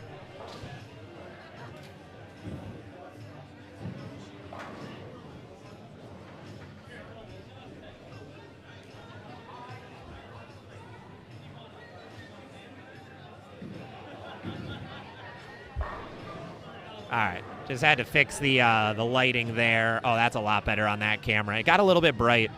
Unfortunately, the lighting in this building is some of the worst lighting you can have for trying to get videos because the lanes are super bright, but we have no true overhead lights above us right now, so it's very dark, and that's not really what you want for a video camera. But we are going to move over to lanes 9 and 10, where we are getting some live bowling going on. The good-looking gentleman with the unicorn shorts is Al, which is kind of the tournament director, organizer. I would say, yeah, he's the main one competing. Also, he relinquishes duties for right now so that he can bowl, but he will be back tomorrow to reclaim his tournament directorness and hopefully hand me a large sum of money at the end of the day. Oh, that would be okay. Yeah, me too. But Al is actually looking at it, the anchor of this team. He is also a 2019 USBC Eagle winner. He is an Eagle winner. In the standard division, all events, Syracuse, New York. Yeah, and all that he got for that award were those unicorn shorts. Mm-hmm. That's the only thing that he was given for that. But I don't even know. How did their team do golfing? What is their score? They didn't play bad. They have a couple of really good golfers. -7, so they were right in the middle of the pack. Okay. We played with them last year, and Al was making every putt. It was pissing me off because he's not supposed to be athletic and good at things. Oh, Rudy's on their team? No, he's on the other team. It's is there a team? It's Al, Houston. Dylan, Jordan, and Kyle. They aren't Team Houston, are they? I think they're just Team Al. Oh, there they are. Team Al. Found them. I believe. They are -81 after 5. Yeah. And we're in game number 8 right now. Dylan Yonke, Jordan Stanton, Kyle Adams. Oh, okay. Interesting.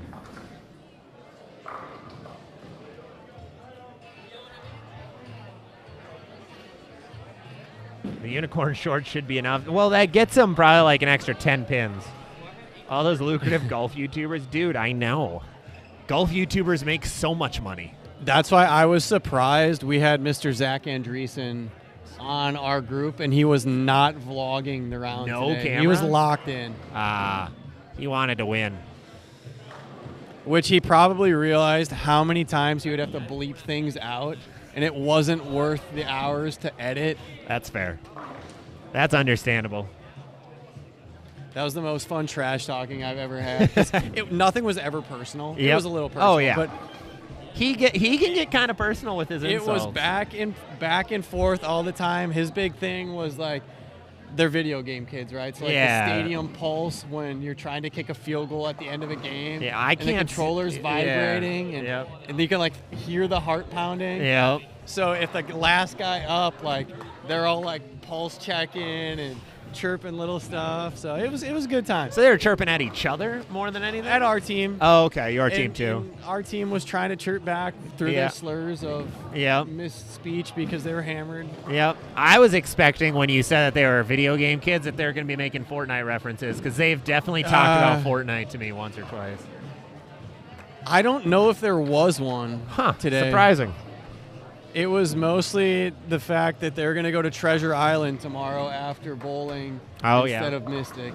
Oh, big change up, big change up. That is actually where our state banquet is this year. It's TI. I like Just it. found that out, yeah.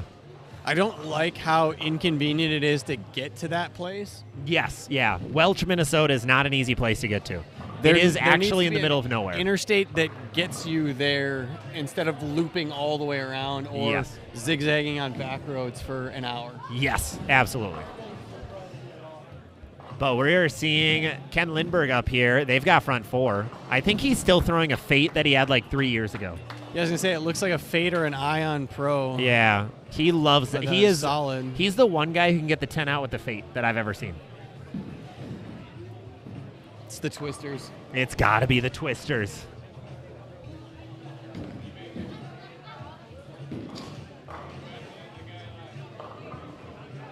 So here we have a front four in front of us. Score is still just not increasing.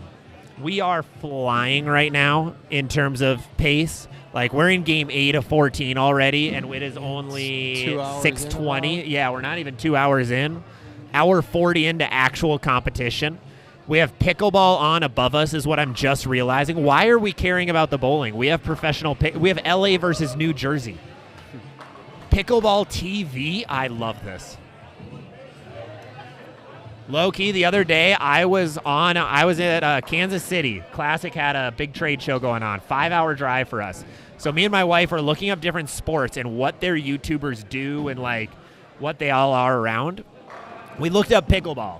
Pickleball has a big lack of internet presence. Really? Even though it's so big, there are very few pickleball YouTubers. It is weird. I'll be honest, I was at our soccer complex at Lincoln this week fixing a bunch of stuff, and there was people playing pickleball there the whole time, and it was miserably hot this week. Oh, yeah. Yep. I've never done it. I don't know. To me, it's like it's a combination of you don't want to move around as much as you would on a tennis court. Yep. But ping pong's too fast. Yes. So this is like the happy medium. It of is, but it still gets fast, depending Yeah. who you play. And I don't know. I'm sure it would be fun. I think we did it in school a little bit, very loosely back in the day. Yep. I know we did the same thing when it wasn't really that popular, and everyone was asking like, "What is this?"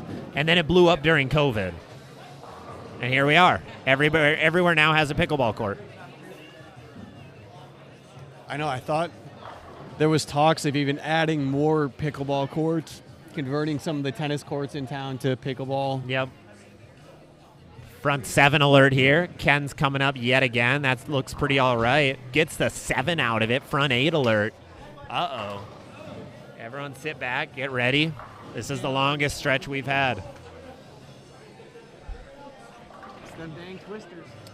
Brennan, what is the prize fund? So, this is a good question. I don't think I don't think we have a true prize fund right now. Correct? I do have one. Tournament prize fund overall. It is $5,000 for first place, $3,800 for second, $2,200 for third, $1,200 for fourth, and then we have 5 through 9, all under $1,000. We also have a lot of random pots going on. $16,000 of total money. Closest to the pin got $200. Longest drive got $200. High games, they get $200. And there are a lot of ways to win some money in this. I don't know. There was some teams that won skins. Gusto's team won a skin. Amundsen, Holmes, Pedersen. They all won skins and split $600 per team for skins. Not terrible. Not terrible at Is all. what I'm.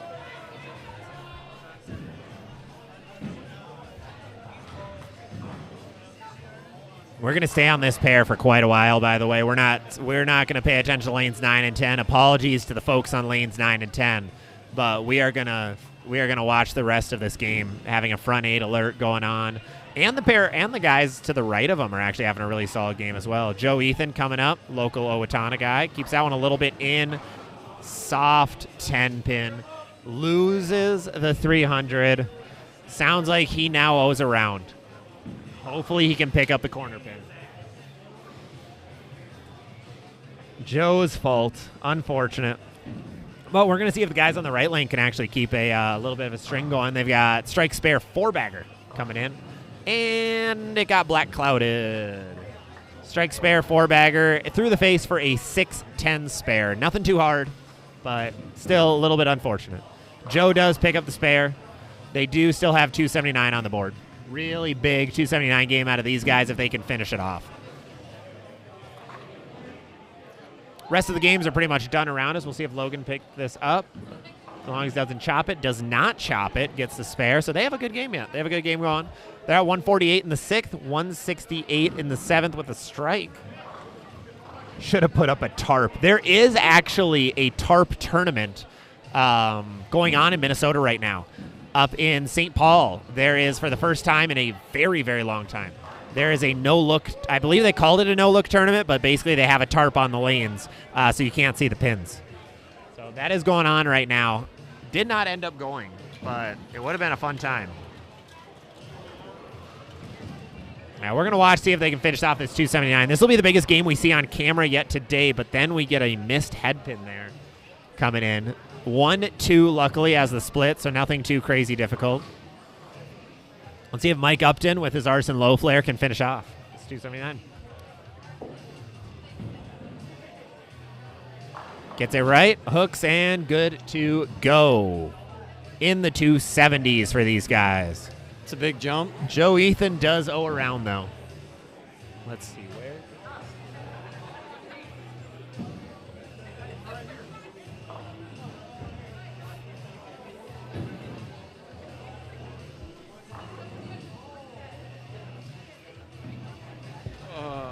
Thank you, everybody who's jumping in so far for this lovely live stream. Hope you guys are having a good time here. Hope you're having a good day otherwise so far.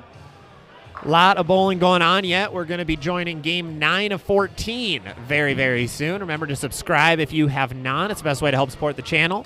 A lot of fun videos coming out of the ZVL Bowling Camp in the next couple of days. We've got a look at the greatest entry ball on the market right now. We have our national set that from this past season. We got our footage back, so our single set will be put out with some commentary later this week. And then we have a big copper drop video because there are a billion bowling deals going on right now. With the start of the league season, all the old stuff, the companies are trying to get them out of the warehouses as soon as possible.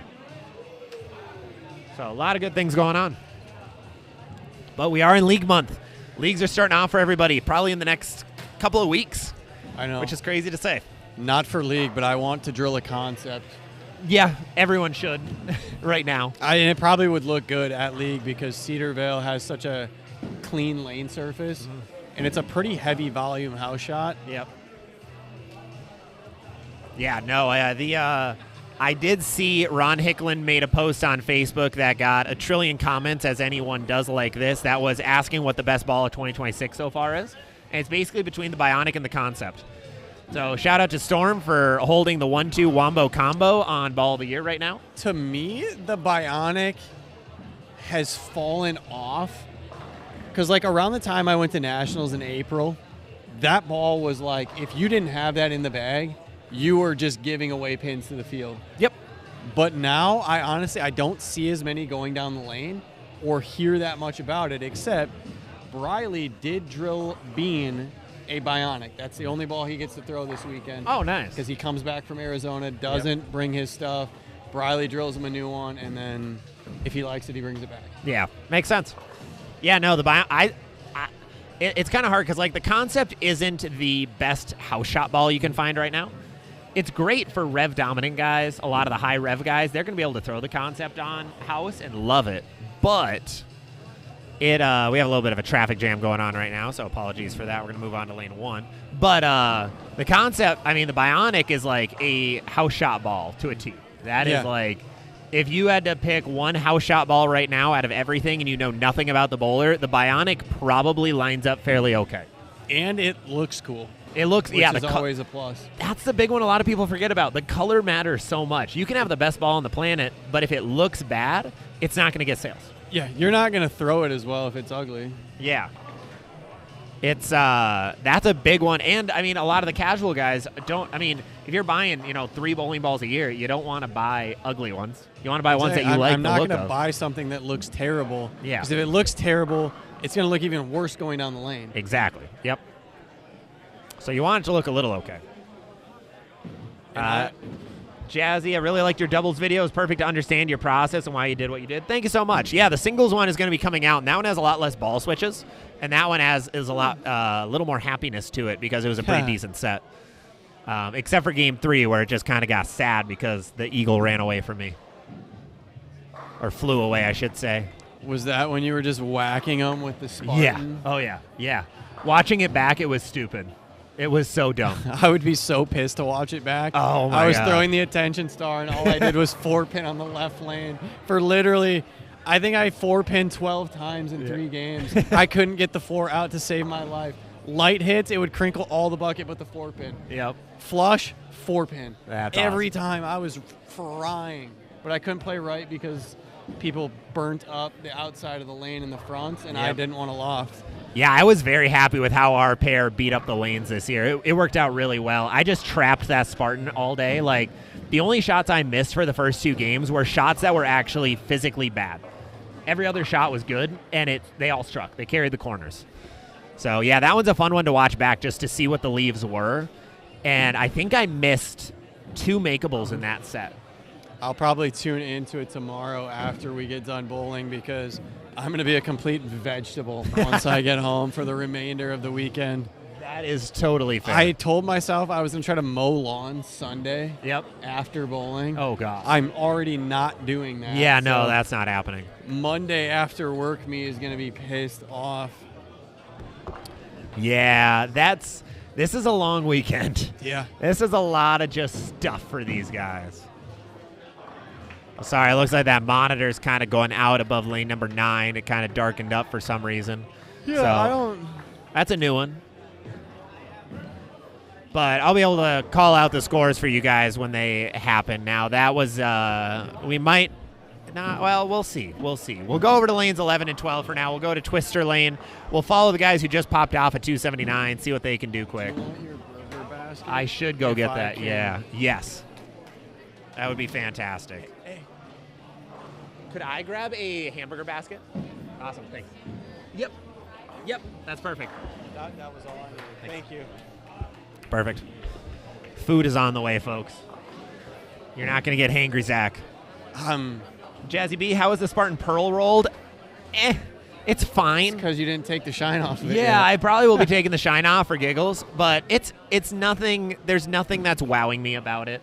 The Spartan just fits so many spots, and I think it'll be a good ball down, but I haven't really gotten to a point where I need a ball down from the Spartan. I just haven't bowled enough stuff where that's actually in play. Yeah. Like, the only tournaments I've bowled since I drilled it were house shot tournaments, and 45 feet, 32 mils on super low friction, where the Spartan was the lowest I ever got in the bag. I'm going to see what these guys can do over on lane 11. Rudy coming in, hitting the 3-6 pocket on that one. 45 in the third for those guys. They were not having a lovely day, if I remember right, on the bowling side. 8-9, yeah, they're minus 101 after 5. Yeah. So they're out by a little bit. And I think they golfed halfway decent. Yeah, I think they were top like 7 or 8 in golf. If I remember seeing the scores right. At least they were before they were done. Like I said, I didn't see after 18. I don't think. They got to minus 10. They were 8th place. 8th place? Okay, so they need probably like a top 3 to be able to make a run, but they're going to need a lot of pins. I think they ended up sparing that, right? Yep, Rudy ended up sparing that. Baby split was missed there by Ken. So spare, double, open for those guys on lane number 12.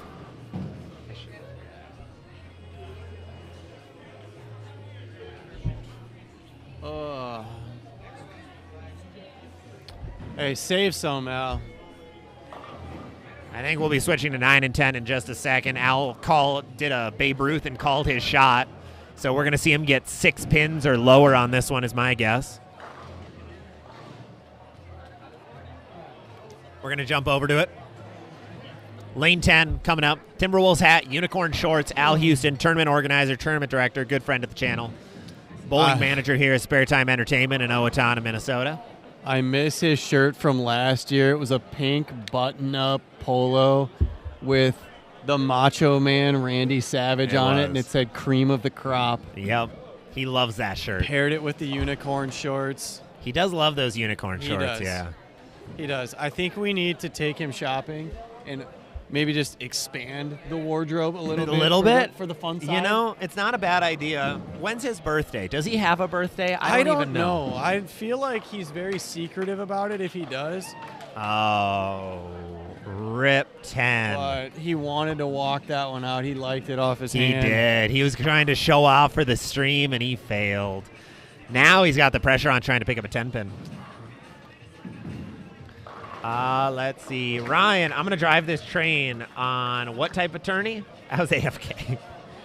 Jazzy, I may have run my Zero Mercy solid to its limits. Been preserving the Spartan. It's perfect as a first ball in my low friction lanes. Oh, that makes sense, yeah. Never a doubt. Wow, gets the spare. Look at him go. John, really think of getting a Spartan. What's my layout? I went 50 by 5 by 35 on mine. So I wanted to go a little longer, a little quicker on mine. I wanted it to be a ball down from like my Ion Max Zero Mercy, and then when it was so early out of box and I put the shine on it, it's now a very transition ball. So that's been working really well for me. If you want it to be that first ball of the bag, you can put a stronger layout on it, get it to flare more, and be good to go.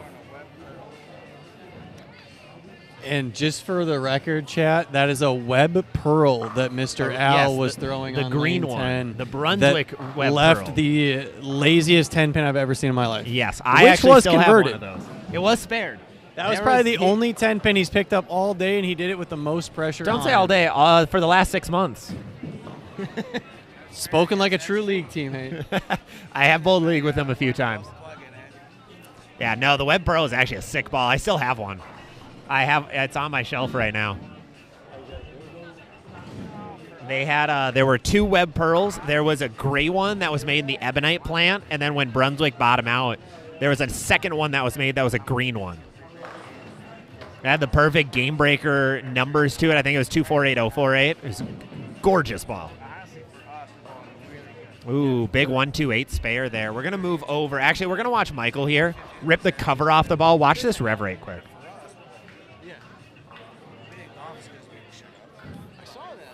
He puts a little bit on it, but it still doesn't get the 2-8-10 out. Wow. We're going to watch Ken Lindbergh here. These guys are having a little bit of a struggle fest on lane 12. 2-pin there for Ken. They're at 103 in the 6th. Jazzy did 30 by 5 by 30, and you kept yours dull, right? Jazzy, or did you shine yours yet? I can't remember what you did with yours.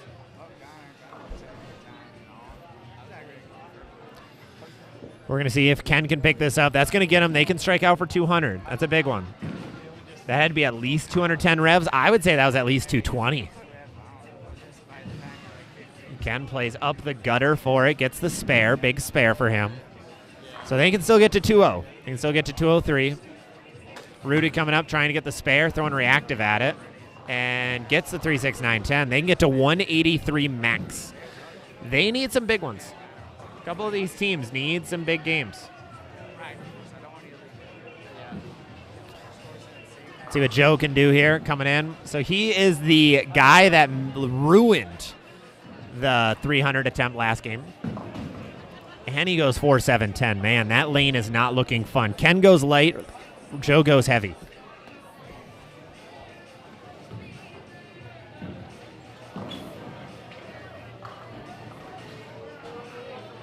So it is not a fun game from those guys. If he's probably missing this one, and hopefully they can strike out for 170. They lose some of the pins they picked up on that 279 game. It's tough. Yeah. You feel like you have some momentum and things are going, and then somebody kicks the chair out from under you immediately. Yep. Yeah, he only gets 2 on it. If there was a pair that could have gotten converted, though, this is it. Yeah, that would be. They can bounce. The problem is pins still don't bounce out the back in this building. The corners aren't as lively as they are at some places. Yes. You guys know some of those places. The big thing to remember in bowling is the side walls are important to see how quick you can get some messengers to bounce off of them. We see Don Connor over there on the right getting to Brooklyn as he does. I'm going to have a video coming out with Don very soon where you're going to see him get a lot of Brooklyns on a junior gold pattern. We competed against his nephew and his nephew's friend in a best-of-3 Baker match. Oh, nice. I think I missed 3 times, and Don Brooklyned about 5 times. It was great. That sounds accurate. Yeah, it was about what was expected. When you're bowling against younger kids, though, that's the best thing to do because they fry out and get so mad. You start walking out Brooklyns. Ooh. And Don was, letting them know that they were Brooklyns, and he was carrying them. When there's family, it's always going to be a little bit more poking the bear. That was a big bucket spare, by the way, from Mike Upton. That can get him to 169 total. That's a very big spare. If he missed that, that would have not been fun. But losing 31 pins on their last game. Jazzy tested all the surfaces. He liked it dull. It's bananas with the shine. You just have a problem with where I would use it. Yeah, that's where mine is a transition piece off of any bigger dull ball. So if I go Phase 2, Effect Tour, Paragon, Ion, Spartan is my next ball. Let's see what Mike can do on this one. So last one went light. That one, yeah, that was a twister hit. That was weird. But he got it. We are going to move over to lanes 1 and 2 for a little bit longer, try to check out how this one goes for these guys. Al just Greek churched and missed it. I don't know what they got to. Looks like they got to 150. Shout out to the scoring right back. monitors.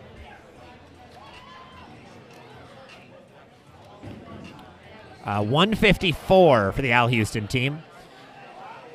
Let's see. Let me check. We have a new team coming up. Jason Hansen, runner of Minnesota's largest scratch bowling tournaments, the CBA, Central Bowlers Alliance.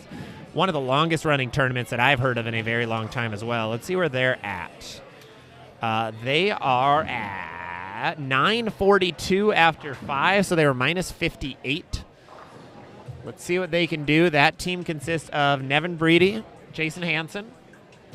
Let me look who else is on that team. Matt Meyer did not make it. I don't know who is coming in for Matt. And then Robbie Peterson. They actually, Nevin and company up at the, and company who are up in Alexandria, Minnesota, have an awesome youth tournament coming up next week. They have the Midwest Youth Championships coming up. $5,000 for first place for a youth tournament, which is crazy. Thank you so much. So really awesome tournament coming up there. There will be live streams of it. ndbowling.com will be running live streams. You can find them over on YouTube. So is that going to trip out the 6-pin? Oh, I thought we were going to get a 9-10. So I will actually be attending that event all weekend. So if you have any kids who are up in the upper Midwest area and you want to win a little bit of money, it's an awesome tournament to run post-junior gold. It is not a brutal pattern, but it is a harder pattern. There are adult youth tournaments. There's a ball demo on Thursday going on all day long that I'll be helping out with. So make sure to come check out the the Midwest Youth Championships up in Alexandria, Minnesota. Brent going to wear the jersey you won from the event tomorrow. I'm excited to see it. I'm very excited to see that. Brent was the winner at the ZVL Classic of our jersey giveaway. So we didn't do a ball raffle. We did a jersey raffle at our tournament, and he was the winner of that. So he was able to pick an EFX jersey of his choice. So I'm excited to see how it turned out.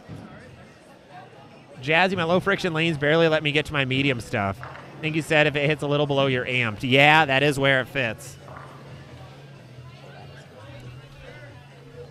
My burger basket is here, and I'm psyched.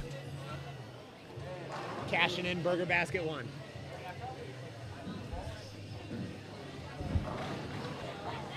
I actually ran out of tape for this event. I had to tape down all my cords just so nobody trips over them, and I ran out of an entire roll of tape. It's insane. Picked up about $1,000 worth of supplies to be able to run these, and already need new tape, new tripods. Man, this live streaming thing is tough. Let's see what we can have here. Nevin Breedy coming up. He went, 4, 6, 10 for him. Scores are not getting higher, folks. Scores stayed low, and they just keep getting lower. This is crazy. It seems like there's some mid-lane friction that a lot of these guys are hitting right now, and it's not getting better. It looks like there's a little bit of push down, but then there's still a little bit of early hook, so you're getting that over-under feeling in a weird and bad way. So that is surprising to see. Very surprising to see.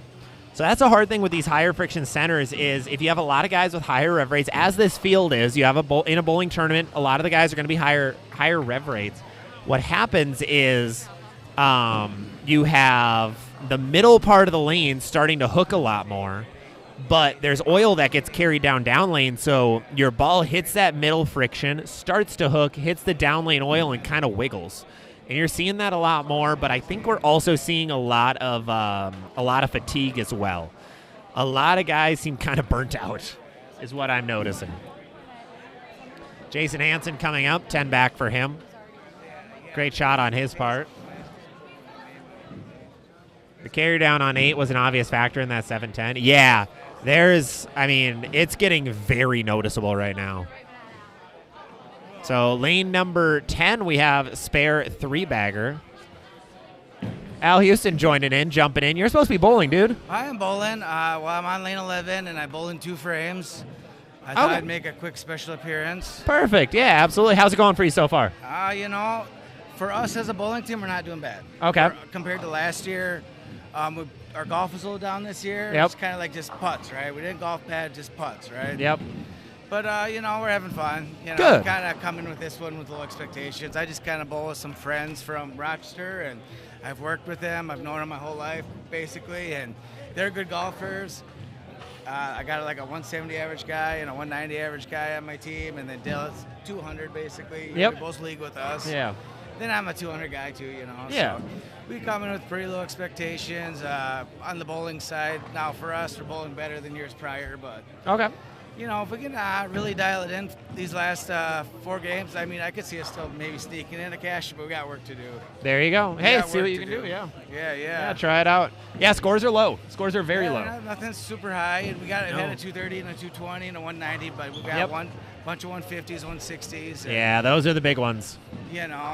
I'm kind of bowling in the hole right now. I'm not throwing it bad. I feel pretty confident. I got to keep my speed up. I don't, know how it is here. Yep. Man. You don't keep Absolutely. your speed up and hook goes left fast. Yes, yeah. They're hooking more and more and more right now, so you got to keep that speed higher so it doesn't pick up on that and go. I don't have you know me. I don't have a whole lot of great bowling ball options right now. And, yep. Web Pro's giving me a good look, but I'm just having a hard time getting through the pins. It's a lot of hard 10s right now. But yeah, absolutely. I'm just going to keep putting in the hole and hope they fall. There you go, yeah. Yeah, but, keep leaving makeables. I just wanted to come say hi. Appreciate you. Absolutely. I hope you're having a good time. Oh, this is fantastic Obviously, so far. this event's a little different pace than normal tournament. Absolutely. That's the fun of it. Absolutely. That's the fun thing. We're seeing a lot of all over the place. We've had the team of a bunch of house balls come by, and they went 170, 190 on the guys pair. that won golf, Yep, exactly. They took home $1,500 already. They did. All right. That's awesome. They're before bowling started, they're leading the tournament, right? Yeah. Yep. Because both sports are worth the same amount of points. Yep. That's huge. But I'm gonna get back to bowling. I get to spend more time with you tomorrow. So Yes. I look forward Yep. to that, We man. will be back. All right. Thanks, Al. That was Al Houston, tournament director of the Golf and Bowl event that we're watching right now, and tournament director of a lot of tournaments that happen here in the southern Minnesota area. So if you're in the Minnesota, Iowa, Wisconsin area, I highly recommend checking out Al Houston's tournaments. He runs some incredible tournaments, one of the best tournament directors I've been lucky enough to bowl events for, and just a very good dude. So it's an awesome, awesome time to be able to see him run events like this. Being able to fill out a bowling center in the first week in August is incredible. That's very hard to do in the state of Minnesota. It is a gorgeous day outside right now. It's about 80 degrees and sunny all day. And he's able to get 100-ish people through this building in the next day or two. So it is an awesome, awesome thing that's been happening. And he strikes too. Oh, we have the raffle going on, so you're going to see a little bit of a delay, but we're going to see Jason Hansen throwing a shot right here. Through the face for a 410, man. The big splits are getting gross for these guys. That's 2802548. Please come to the front desk.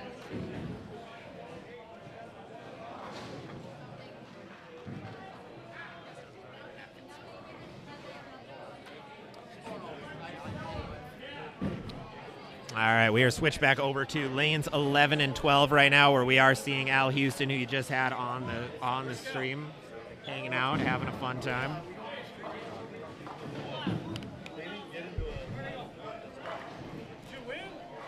We are on game number 10, by the way, of 14, so we're nearing the end of the tournament already for half of these bowlers. Game 10 of 14 scores. Let's see where we're at. We have scores through 8, folks. We have scores through 8.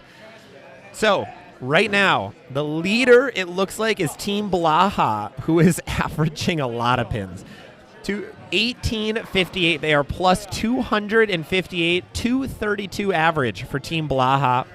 They have gone 286, 184, 186, 236, 278, 226, 197, and 265. Going down the list, Team Briley has managed to surge back to be plus 89. So Team Blaha is leading by 160. Team Briley coming in is at, like I said, 1689. They had a big 268, 205 their last 2 games to make it. Then 1676 from Team Connor, who's been able to hang around a little bit. Actually make a big surge, so they're only down by 50 right now. That was a team who came around and had that big 279 game, but they followed it with a 160. So they dropped a little bit, and I saw Team Blaha was striking a decent amount before. So we're gonna get Team Blaha coming on to the stream in just a second as well. I will be in and out eating some food, so enjoy the ambiance of a bowling center now and then.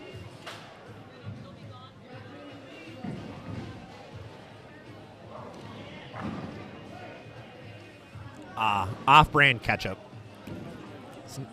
So mediocre.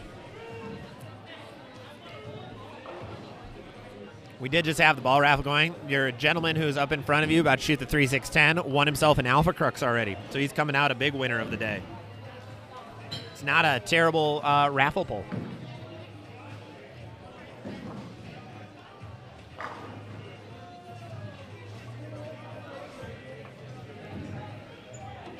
After the price increase from Storm, that is a nice little $210 bowling ball that he won. Not awful, not awful. See what Ryan can do here with a 12589. The dreaded 12589. Gets everything but the 5. I have no idea how he got everything but the 5 on that one.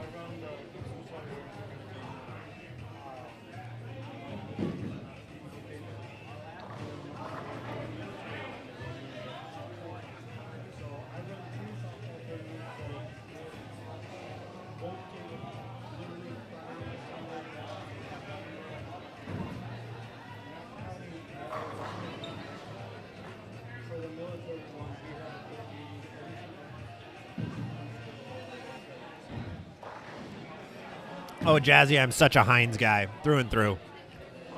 There's enough sugar in them that actually makes them makes Heinz taste great. This is a house recipe, fancy tomato ketchup. I don't know what's the fancy part of it. I just had the guys throwing house balls walk by. They are 12-pound house balls is what I'm just realizing. And they were able to shoot 170, 190. So mad respect to those guys. That is awesome to see.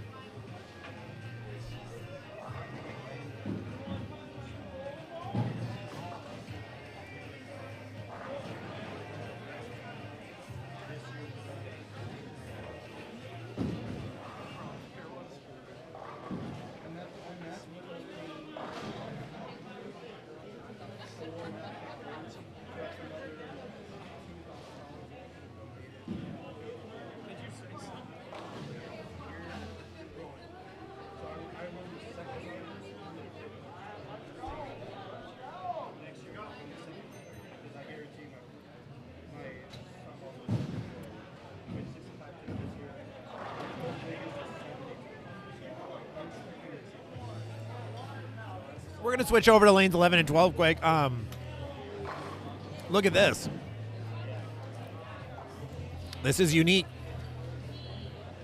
Al Houston left. He came in light, and it was a bucket for a second, but it looks like it was either a bad rack or the pin slid, and now he left a 5-8 with a gap between the 5 and the 8. This looks kind of fun. This looks like a really fun leave, in all honesty.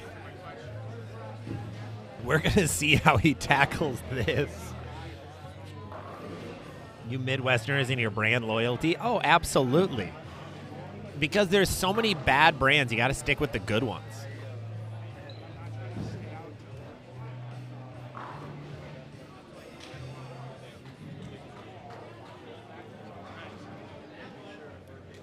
I'm so excited to see what happens on this shot. He might be able to chop it by hooking at it.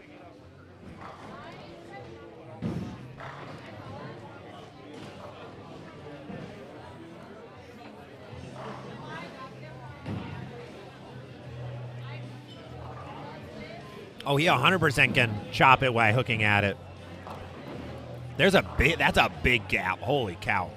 Now, I did find out there's a bowling rule. You can get them respot if you want. Now, it takes a little bit of time, of course, and some people will probably not be happy about it. But you very much can get them respot, so they're correct. But I don't think he's doing that. I think we are playing it as it lies. What is going to happen here?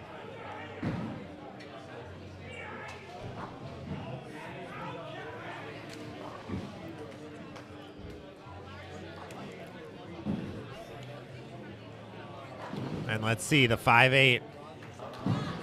Well, he kept it in. And he missed the 5. Oh, he didn't even make it fun. He didn't even make it fun. Sad. 150 out of these guys. That was a wild lead. That's again, this is the twister lane, so those pins tend to slide a little bit more. So that's why you're going to get some things like that. 170 out of those guys. 170 is their final score.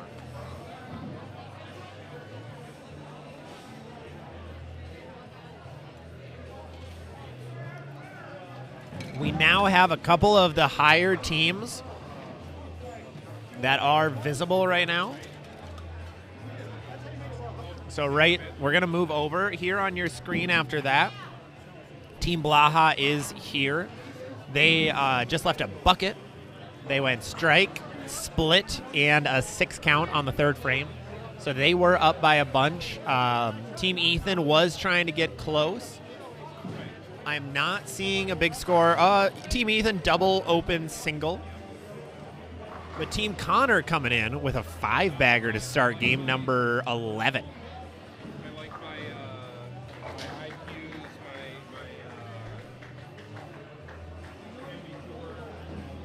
IQs, Big bucket spare there.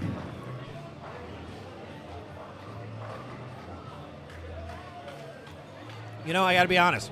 Generally at this tournament, I expect a few more opens, and there haven't been as many missed spares as I would have expected. So kudos to these guys. Now we're going to get our first sighting of Andy Schutt, Storm rep, seeing what he can do.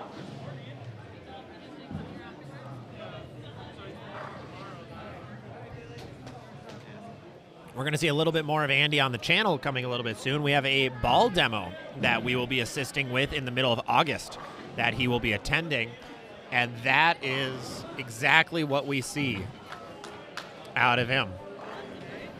See if he notices. Nope, doesn't even look. He's trying to give him a thumbs up for how great that strike was.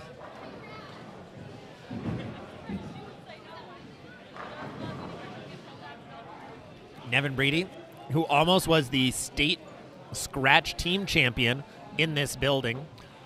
They had the lead for about 24 hours, and then I think they ended up in second place for the year.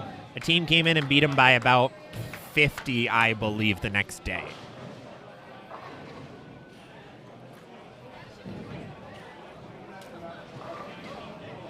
I believe that's what it ended up being. But this is actually a very fun pair that we're watching. The Breedy team and the Blaha team both are very talented bowlers. A lot of really good guys on those teams. So hopefully we can see a high game or two. We just haven't seen all that many today for you guys. Not as many strikes as I would have expected.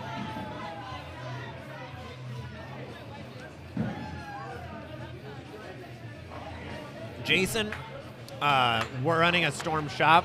Does look like he's throwing an IQ2 or Sapphire. So that is your first look at a Sapphire. Very clean. Not too responsive off of it.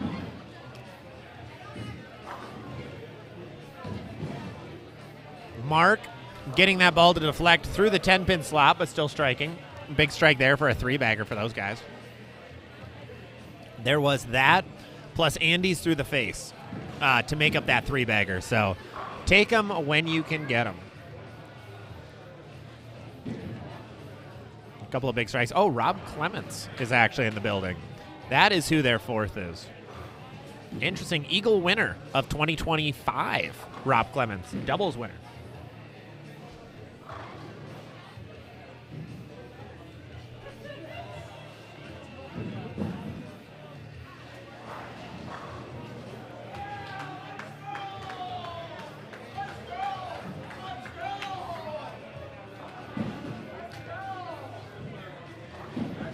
Strikes galore going on this pair right now. Peterson with a big one. 4-bagger here on the left lane for Team Blaha. But we might also have a 4-bagger. Yes, 4-bagger on the right lane as well. So when I said strikes, we're getting some strikes finally. Let's go. Few big shots coming in. Let's see if these guys can keep it going. Andy coming in. He went through the face on the last shot. Let's see what he can do on this one. Looks like it's an eye on Max Pearl 10-back. He's kind of trapping the pocket a little bit more, zinging it a little bit more. A little stronger of a ball than a lot of the other guys. I personally liked his other strike better, but I guess, you know, that's all right. That's fine.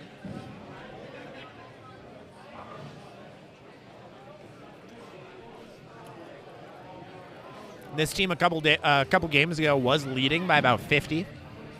It looks like they are not trying to slow down. Nevin Breedy coming up, seeing what he can do. Looks like a phase 2 Pearl in his hand, 10-back. Did he get the 10 out? No, he didn't get the 10 out. I have a pole that's in my way to see that.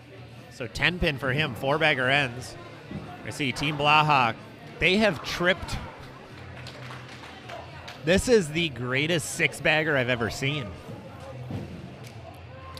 I don't think they've had a ball actually go through the 8-pin slot yet. But hey, it's striking. Bilo, what's going on? How you doing, man? Welcome, welcome.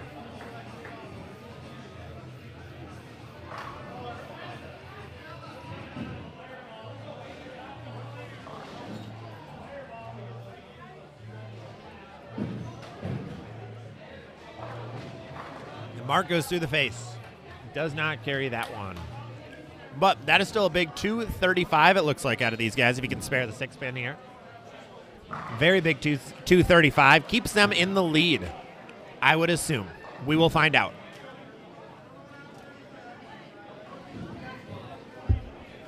I see a 266 from Team Connor. Looks like they did pretty well. Team Upton is able to weasel out a 220. So scores are getting a little higher. Some guys, it's feast or famine right now for a lot of these guys. You either have a 230 look or you have a 180 look, and there's zero in between. We're going to watch this final frame here, seeing if Team Briley can pick this up for a 237 if Rob Clements can strike out here.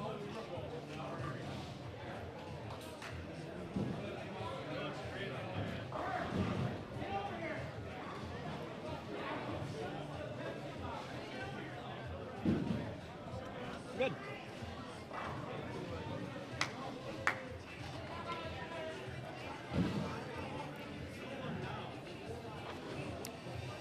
He did end up striking there. Sorry, I was in burger mode. Rob does strike, eagle winner. He can weasel out a 237 here. It's actually still is going to be a higher game than what Team Blaha is going to get to. Well done on their part. 233 for Team Blaha. Still a fantastic game. Still keeping up with everybody. It's awesome on their part. Oh, I do see our second lefty in the building. 2 lefties in the field right now is it. And like I said, the left is usually pretty good in this building solely because the breakdown is a lot slower than the right side. And the breakdown is what gets kind of gnarly in this building. Rob does miss that one. 225 on the board for those guys.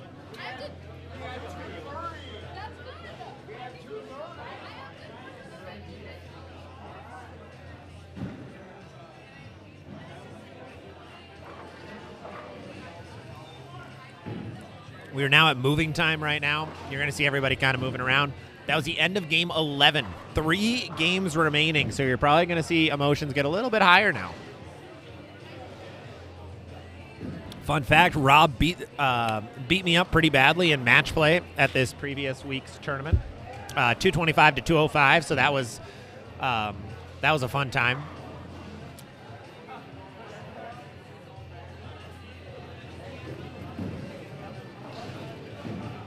So Concept just was not able to concept hard enough in that event. In that game, I should say. But that is it for game number 11. On to game number... Well, we have a little bit of a slowdown. We're going to move over to lanes 11 and 12 here to the Twister lanes. These guys are a little bit behind. Did that go in the gutter? That did go in the gutter on lane number 12.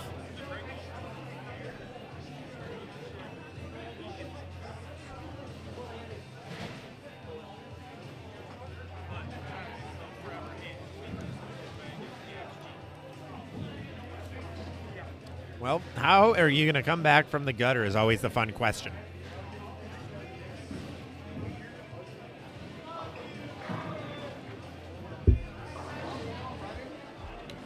Big forp in there for Michael. They can still get a 178 out of this game. Not too terrible. On the right lane, kind of needed. You can just see that early hook is getting real bad right now. With a lot of rev rate, and this isn't a lot of games, but still this building, there wasn't that much volume on the pattern, so it is going to break down quick. This pattern was, I believe, custom made from Kegel. Remember, if you guys want a custom pattern for a bowling center, you can hit up your Kegel reps, and they will help you make a custom pattern for whatever event you need. You can give them the conditions of your bowling center, high friction, low friction, give them the panel types, the oil you use, all that fun stuff, and they'll be able to make a pattern for you. And that's what happened here, is they wanted a pattern around a 5-to-1 ratio, not playing too hard, not playing too easy. They made it a little bit longer, but still that middle part of the lane, because of the length, just got beat up a little bit. John, you bowl righty and golf lefty. Wish it was the opposite. That is a very unique one, actually. Golfing lefty, but other things are righty. It's very unique. See what AJ can do on this one. What ball is that? Oh, rough 9-pin. Really rough 9-pin on that one. 167 on the board yet. Dylan coming in gets 1 out of the 136. Those guys have 156 on the board on lane number 12.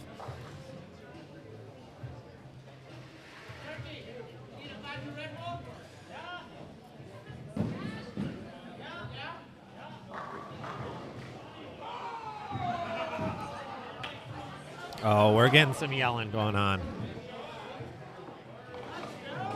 I might need to tell people to not use my table as a drink coaster. We're getting some shaking. Apologies for that. Big strike there from Al. He can still go 156. Still get a 150 out of it. We are going to move back over, though, to our tournament leaders because they are already on a 4-bagger. All 4 guys went through the order and struck. So we're going to see what they can do with the rest of this game, trying to keep the lead.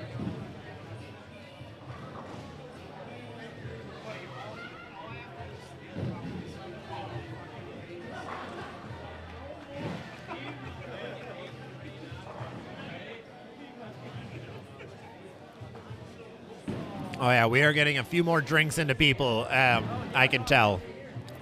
Things are getting louder.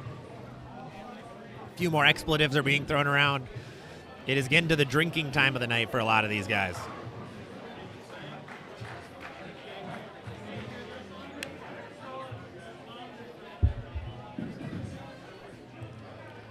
See if they can get... Oh, no.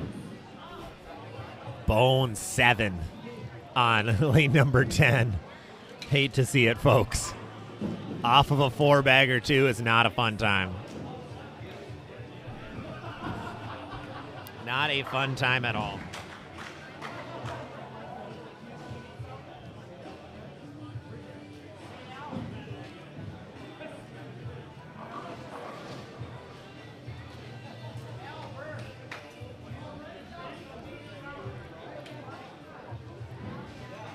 We have a 1-3 leave here. Team on the left lane, lane 9, are not having the greatest day today in terms of bowling scores. Having a wonderful time, but it's not a great day of scoring for these guys. We're going to see how Mark can follow up that stone 7. Looks like he switched balls to something black. Just can't really tell what. It'll be interesting to see what that ball is compared to the last one he was throwing. Last one was a light blue. He's a big hammer guy. So I don't know if that was... I doubt he's throwing a Sapphire then. Might have been an Ocean Vibe. So it's interesting to see there, but they still have 279 on the board, which is really big for those guys since they are leading the tournament. So we're going to stick with them a little bit longer. Thank you guys, everyone who's hopping in so far. We've been all over the place with things going on, so thank you, everybody who's been jumping in and enjoying things. Got a little bit more bowling yet for the rest of the night, and then we're back tomorrow at 9:30 a.m. We're going to be back again, 14 more games, a bunch of brand new bowlers that are coming in, trying to see what they can do. We're going to see what can happen on this shot. Super light, 2-4-5 lead. That'd have been a good strike, but it's a safe 2-4-5.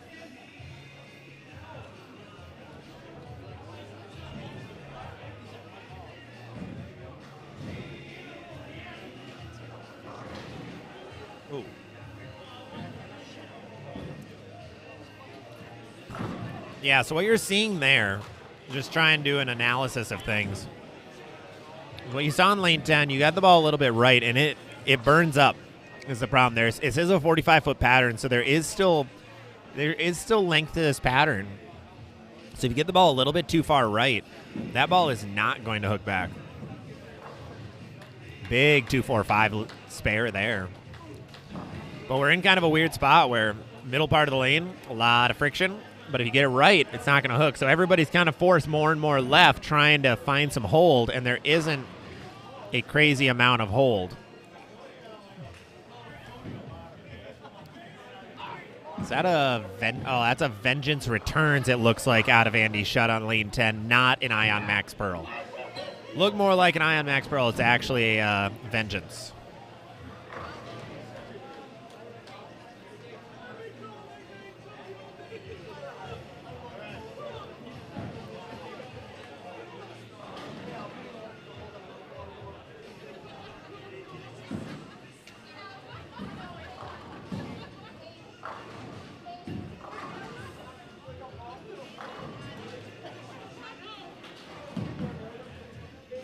Let me do a quick scoring check. I know they're running around a little bit trying to find them. Nope, still only scores through 8. Scores through 8 are still out there. So as I mentioned, the team we're seeing, what did Andy leave? Flat 10, it looks like. Pick that up with his returns. No spare ball for that man.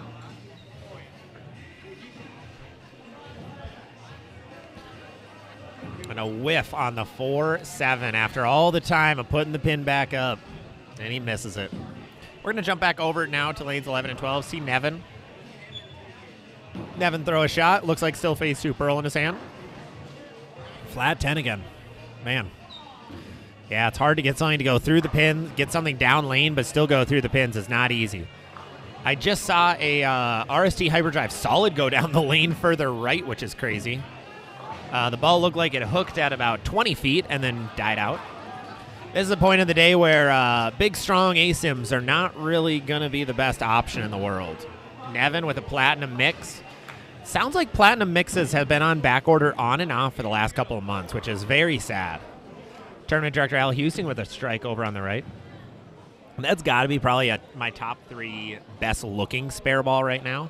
I got to look up a couple others. The Motive Aspires looked good. There was a light blue, like a cloud-looking one that looked sick. But that one was on super back order when I was buying a new spare ball. Oh, Mark Blaha over on the left. You can't really see much, but he ended up leaving a 248 as well. So strong lack of strikes yet. It's just that hard situation where balls are kind of burning up. Blaha, if he can spare strike for 228, still a fantastic game with how the field is right now. See what Jason can do there. Looks like Sapphire or an Ion Pro Solid. Did he strike there or 7 pin on that one? It's like a Swisher 7. Mark coming in, gets the spare on the 248.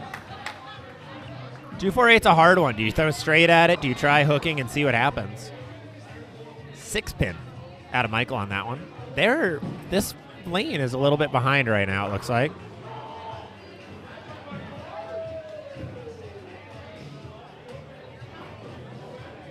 We are getting a little bit of a traffic jam. Let's see Jason to hang on the lane. It does not. Misses the 7 pin.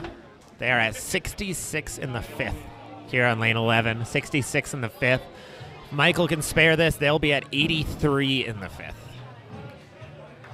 And Michael puts a handful into it.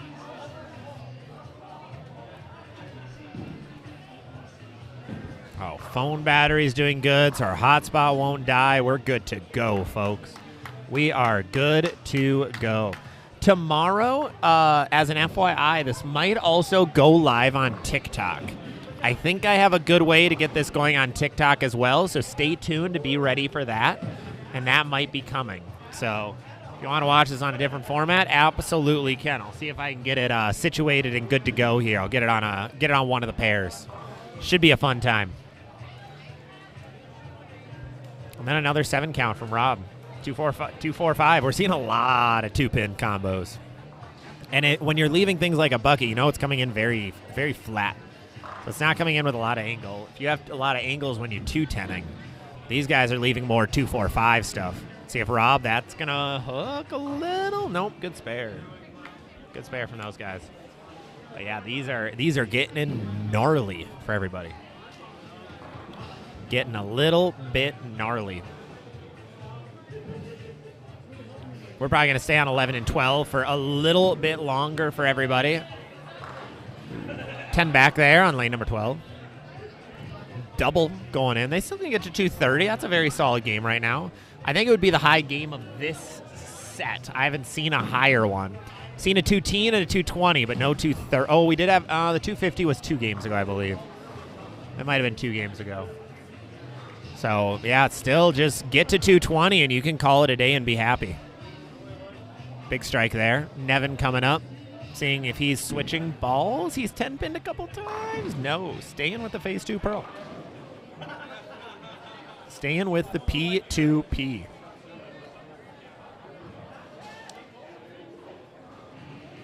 It is also interesting how many balls different people brought. Some people brought a lot and were really prepped. I know a couple guys who were drilling like 5 to 10 balls this week, prepping for this, and a couple guys I've seen have like 3.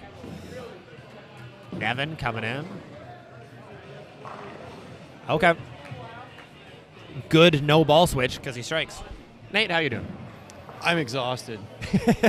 You've been running around a little bit. I feel like I could be in bed right now. That's fair. When finished your bowling, please bring your score sheet up to the front desk It is 14 games, right? Not 12. It's 14, Okay, correct. perfect. So unfortunately.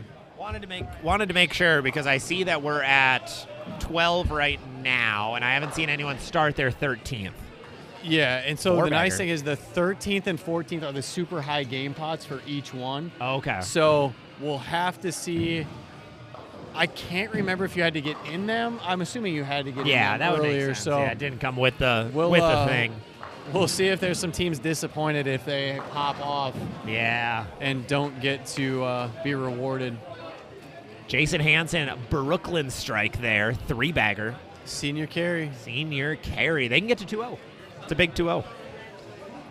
But then we have lane 12. They can get to 230. It was 253 AJ's been kind of on down one. on the end. That was the Connor team. Okay. They're gonna try to stay top 5, top 3 even. I think the Blaha team has run away and hid completely. They just shot a couple of 230s. Yeah, so I think it was, they're 227 over here. I saw. I don't know where they're at actually, but apologies for the camera shake. People are really good at only bumping the tables with cameras on them. Shout out to those guys. I need to get a sign that says, if you touch this, I bite your hand off. Nate's back, yes. Back and better than ever. Just throw some caffeine in his system and he's home free. AJ trying to get a 233 out of this game. Gets another 10 back. What is that ball? I am not sure. Something weirdly purple. Big 230 there, though. Rob coming in. Did he strike on? No, spared on that one. So it looks like they can get to 180. Yeah, 185 for Team Brady. Saucy Zach. Hey, I mean, it's fair. Don't touch my cameras. I know Mr. Mike Flanagan would do worse things than that, so I'm being nice to these guys. If you touch one of Flanagan's cameras, like your tires will be slashed. Rightfully so. Yeah, rightfully so. See if Rob's original That's Zen. yeah, that's the twister carry. Yep, Twister. Does that look like it didn't want to finish at all? That Zen? Oh, yeah.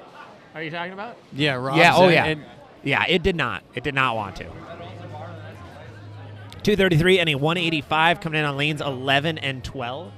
So here we are jumping across. We're going to get our tournament leaders coming into this game as well. We'll be watching them quite a bit. The two teams that are going to be on 9 and 10 are not doing the best, but we did just see a crotch chop out of one of the teams. We did not get that on camera, but that was done after a strike. Spare strike. that is the one team in this building that's having a good time no matter what. Yeah, that makes sense. They are not here to set a scoring pace. They are here to be a good time. They are having a blast. And they're which is doing perfect. a great job. Yep. Love that. Al just pocket 8-10 on a fill ball. And we did get it on camera, The in old case Web he asked. Pearl is dying out for him. It's puking. He did double in that on that frame, though, to get him in the 230s. So, huge game out of those guys. All right, final 2 games, folks. Everyone is really excited to bowl another 10 games after this, the way it looks. Nevin's over here looking like he's ready for pot games after this.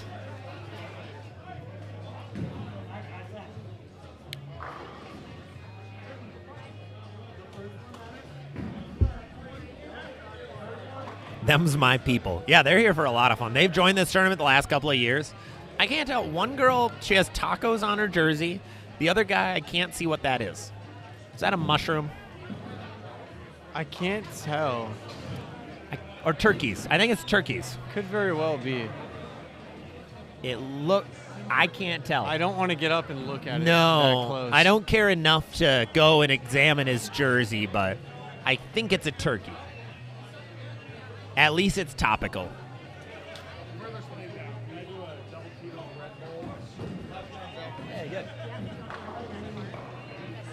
We do not have scoring updates after 8 yet, so we're still waiting on those. So we are assuming the team. Oh, that is the third 4-9 that's been left on lane 12. There's been a lot of those today. Yeah. Just at least right in front that we can see. Yep.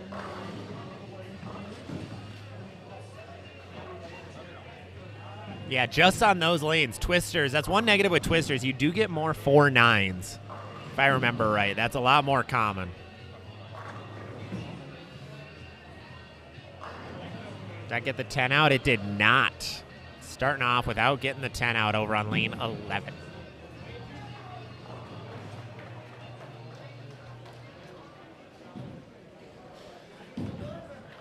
I mean, it's not the start you want for a super high game pot. No, it's not.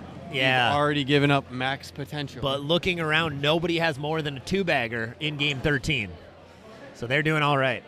Jazzy, I expect a lot of loudness out of you for the next ZVL event. Oh, yeah, when we get the RV and go on the road. Yes. For yeah, the when ZVL the RV Classics. is purchased, it's going to be great. Heck yeah. 9 whiff. Uh-oh. Yeah, that is really not how you want to start. I know for a fact Team Briley is in it. I think the high game pots aren't squad dependent, though. Oh. They might be. Oh. Eric Vermilia with a 2-4-8-10 over on lane number 8 for Team Briley. That is, they needed a lot already, and that hurts a lot. They're just not getting many doubles put together. See if Jason Hansen can get a good shot here. He went 7-pin out on his last frame on lane 11. That's in. Brooklyn? Of course he carries that. Why wouldn't he? Why would he not carry that? Beautiful. Blaha with the 2-pin spare. Looks like Blaha's still in that 10 hole.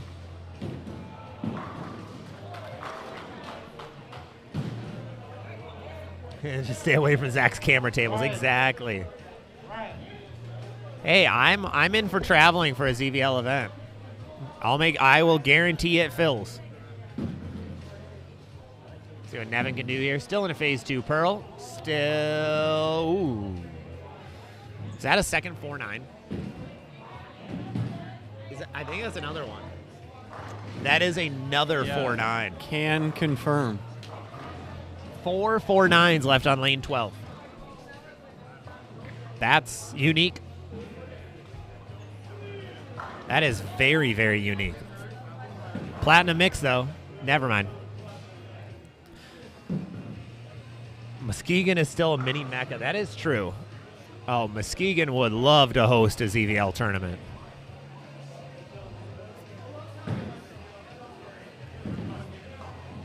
After game 15.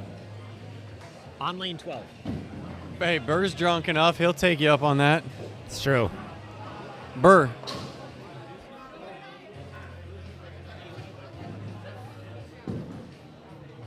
Is that going to hook? Does not. 6 Lovejoy count. was the drunkest, but he went home after golf and puked. Do I play golf? I did a lot in high school and in college. But once golf got popular enough where I couldn't golf alone and I had to get paired with people, I pretty much stopped and became a driving range junkie. And that's about what I am now. I haven't actually golfed at all this year. But last year, my only times were actually at a range. I never actually golfed 9 or even a single hole. So, I love getting paired with people. I hate it. I hate it so much. They usually don't want me to play with them anyways Yeah. because I will immediately get up to my ball hit without them even knowing what's going on. And I'm not terrible at golf, so it's generally pretty straight and like just consistent. And they're like, "You're too fast. Just go ahead of us." Oh, and I always that's walk awesome. too. So yeah, like you're in a cart. yeah. I'm hardly gonna keep up. Well, you can probably knock a round out in like what, an hour and a half? If I'm walking, me and my buddy used to play walking. We'd get done in like 2 hours and 40 minutes. Oh, for 18? For 18. Wow, that's fast.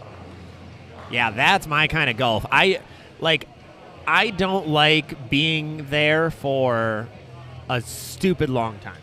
And see, I argue, working at a golf course, I argue with people all the time because their biggest complaint is pace of play. Yeah. And I look at them and I'm like, you can't expect on a Saturday or Sunday morning to play at the same pace that you do on a weekend morning or a weekday morning or in the evening. Yeah. As a twosome. Yes. Because absolutely. everybody else is they're not obligated to let you play through. Yeah. You just have to, if you don't have time for 4 hours, then play 9 holes. Yes. That's the way I look at it. Yeah, you should assume it's going to take 2 hours per nine. And it's always the people that are generally out there the most anyways. They don't really even care to keep score. It's more about how quick they can play than how well they can play. Yes, yeah. Which is fair, get your monies out of it. Like, I know now that I'm more unemployed, I could actually take afternoons and when you guys are dead. Try it out. Because like realistically a golf course from generally like 1 o'clock in the afternoon to 4 is kind of a ghost town. Yeah, that makes sense. That's maybe what I should start doing. The old people want to beat the heat and everybody else works. Yep. So they're not getting out there till 5, 5:30, 6 o'clock. Yeah. That might not be a bad idea because, I haven't touched my clubs this year, so who knows? I might have to go out there. You just got to go out there when the mowers start. No, I don't. Oh, no. I hate those people, too. Yeah, no.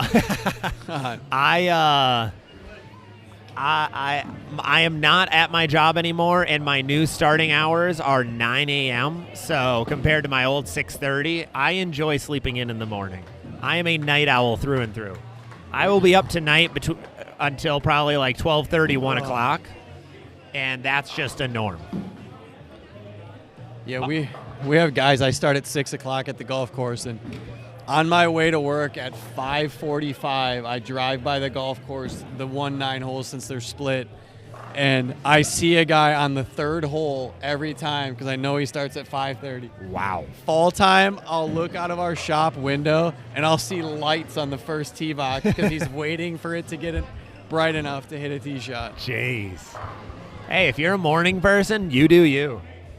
You do you. RFR, great job as usual. Thank you so much, man. I really appreciate it. Thank you for hopping in. Glad to have you, man. Glad to have you. Perfect time for a golf vlog when it's, honestly. Hey, I started a gaming TikTok. If you guys didn't know, ZVL Gaming on TikTok is now a thing. I've kind of kept it hidden.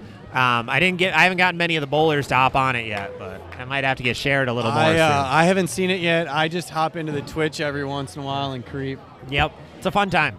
I got to do more Twitch streams. I wish now that it's kind of funny. We're in the off season of bowling, but with all the events going on, Junior Gold, Bowl Expo, trade shows. You've been busy. Yeah, so now hopefully things open up a little bit and some more video game live streams are on the way.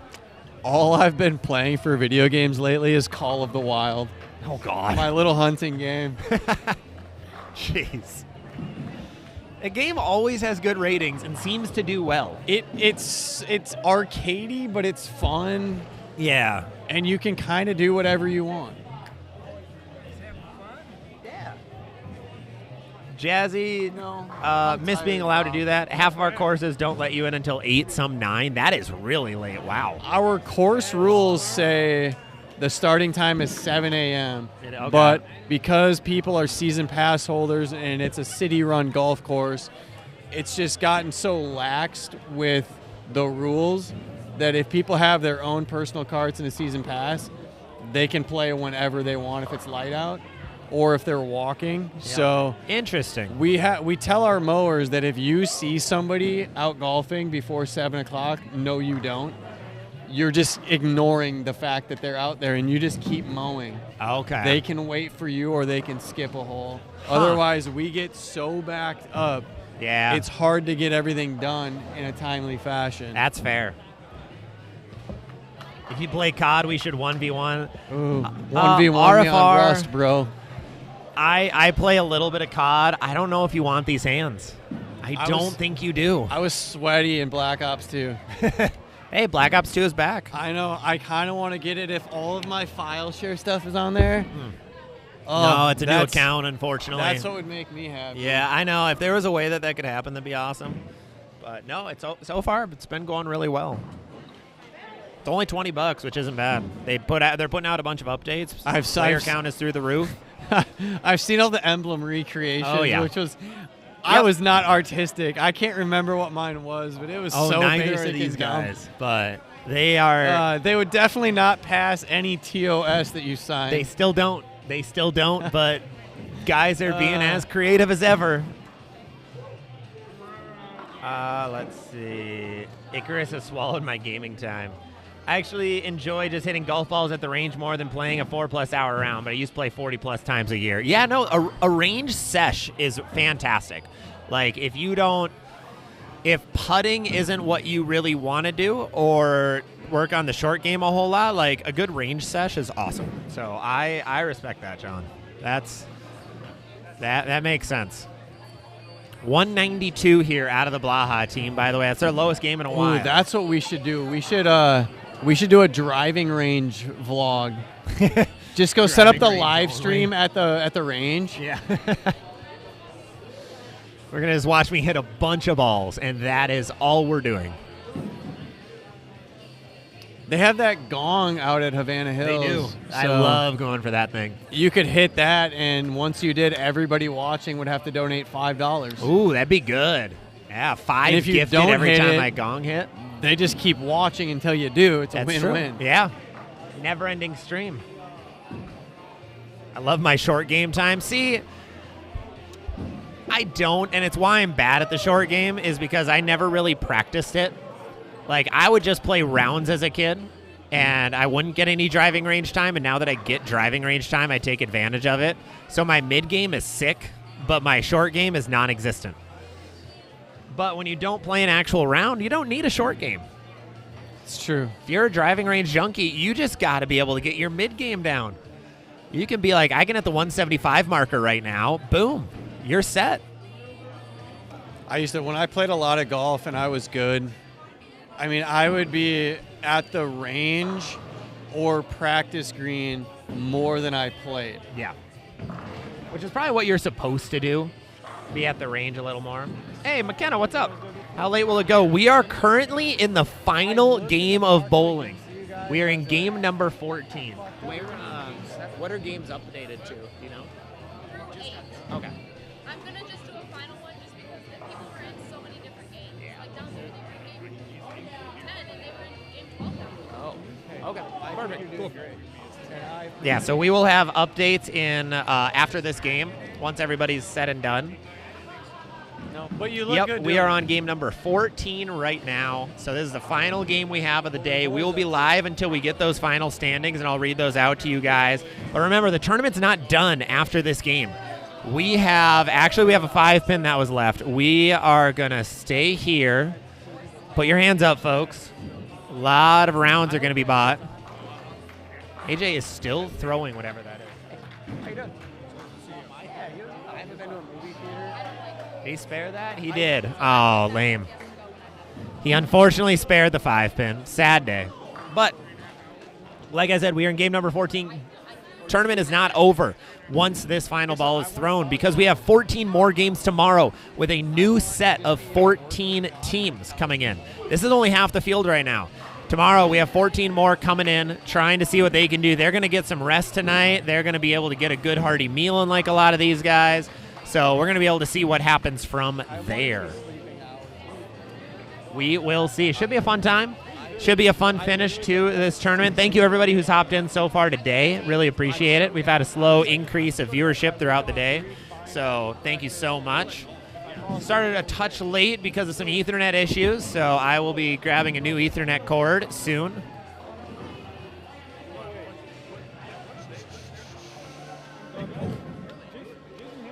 We will see. We are still watching our tournament leaders, the Blaha team. 2-bagger to start everything off here. If they can get another 230, they're going to be tough to catch up to tomorrow. Big 3-bagger. They found some friction on the twister lane. They're getting hyped. It's going to be a fun one. I will tell you they're not going to be custom. Donate fun tape. Yes, I do need. I don't even remember what this tape is called, man. I have like 3 more rolls at home, but I might need more. Like, you go through this stuff quick. Because what it is, it's tape that's used to tape cords down to the ground. And it looks disgusting right now. I had to put in a new Ethernet cord, so it looks kind of gross. I won't be switching it, though, because I'm out of tape and I don't want to take it out. Can Andy shut here? Keep a 3-bagger going. He's throwing a Vengeance Returns, 10 back, 4-bagger. We're staying on these guys. We do have Team Briley over on the other lane. Briley whiffed a 7-pin, I believe, on that one to get to 220 potentially. But it's coming out to Eric, seeing if he can get to 220.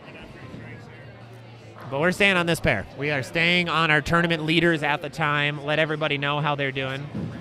No, yeah, this is kind of duct tape, but it's softer. It's like more of a felt. 5-bagger.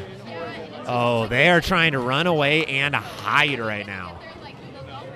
Ooh, 204 max for the Briley team. Soft 4-pin coming in for Eric Familia. They're using a lot of strong balls over there. It's crazy.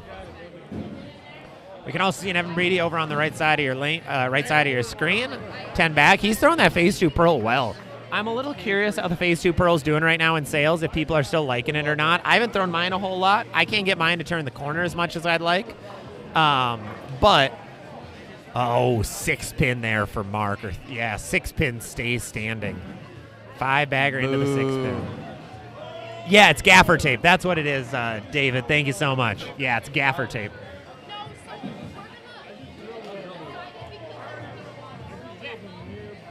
Yeah, and here we're going to see another shot coming. No, we're waiting for Mark to find his spare ball.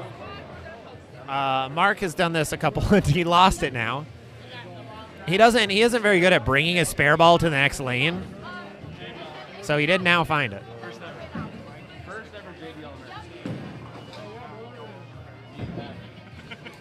JBL. Ooh, 45 in the 5th, and then a 9 whiff over here on lane 11.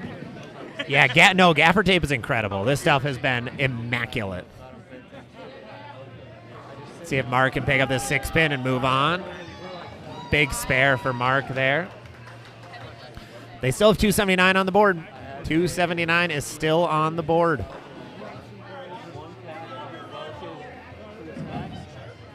We'll see what these guys can do. Thank you, everybody who's joining us so far. Really do appreciate it. Make sure to hit follow or subscribe if you haven't. Best way to help support the channel. Got a lot going on. A bit pricey, but excellent to work with the gaffer tape. Absolutely. No, it's worth the money. It is worth. There isn't much on a roll, unfortunately, but it is definitely worth the money. Yeah, this has been. I'm learning a lot with the live streaming side of what you're supposed to use, what the best equipment is, all that jazz. So we might be getting a camera upgrade sooner rather than later. Okay, I thought somebody just ripped out my cord, but they did not. Thank goodness. Shout out to them. Uh-oh. Trip it. Uh-oh. 5-pin. 5-pin leave. I'm seeing no hands in the air, though. That's good. So if you guys want to win a drink here, you can put your hand in the air, see what happens.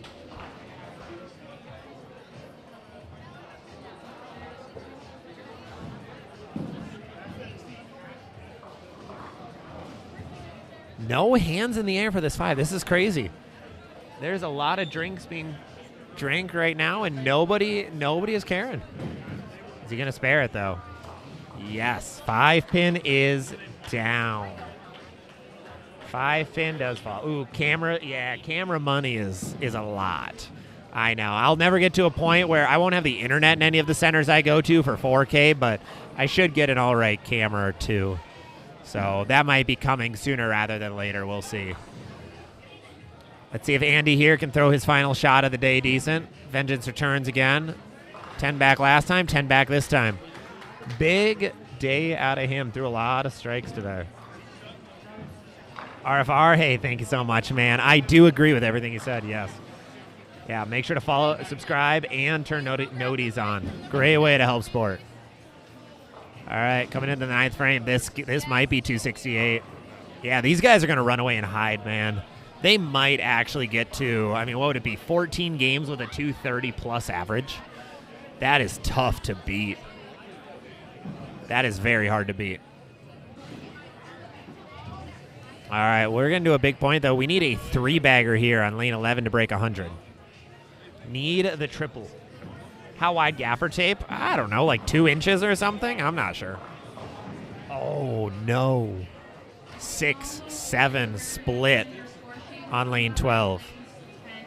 That. See if he can do something. That's a big miss. That might be a big miss. It's kind of hard right now. Like I said, they ran away and I hid. That's fair. Also, you can take this chair if you want. Okay. Yeah, that chair sucks. So. Stealing your chair. Yeah, Well, this one's worse. I took out all of those chairs and moved them just away because I refuse to use them. Jesus. I steal these every time. Did he spare that? I missed the spare. No. No, I missed that. Dang it. Sorry, I don't. Oh, no, you're good. Let's turn that one off. Okay, good. We're still on. How did I missed the 6-7 spare? Dang. I'll have to check if that bounced off the wall. Hopefully you guys saw that because I was very much not seeing that. But we have 10th frame here. Those guys can still get to a 248. Massive game for them. That's going to definitely keep them in the lead.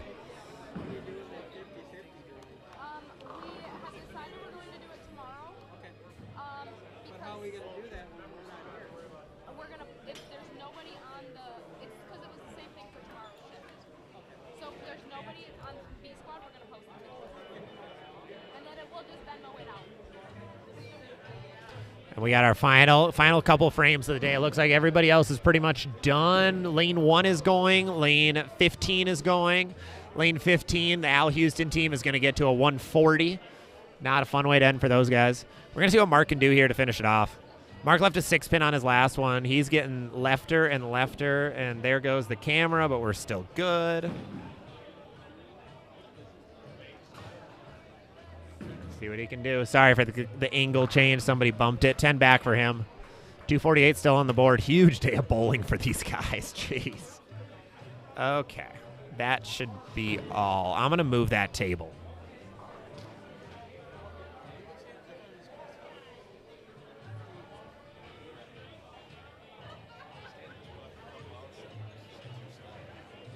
There we go.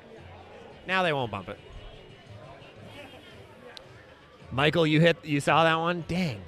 Good. I'm glad somebody caught it. See if Mark can get this one for 240.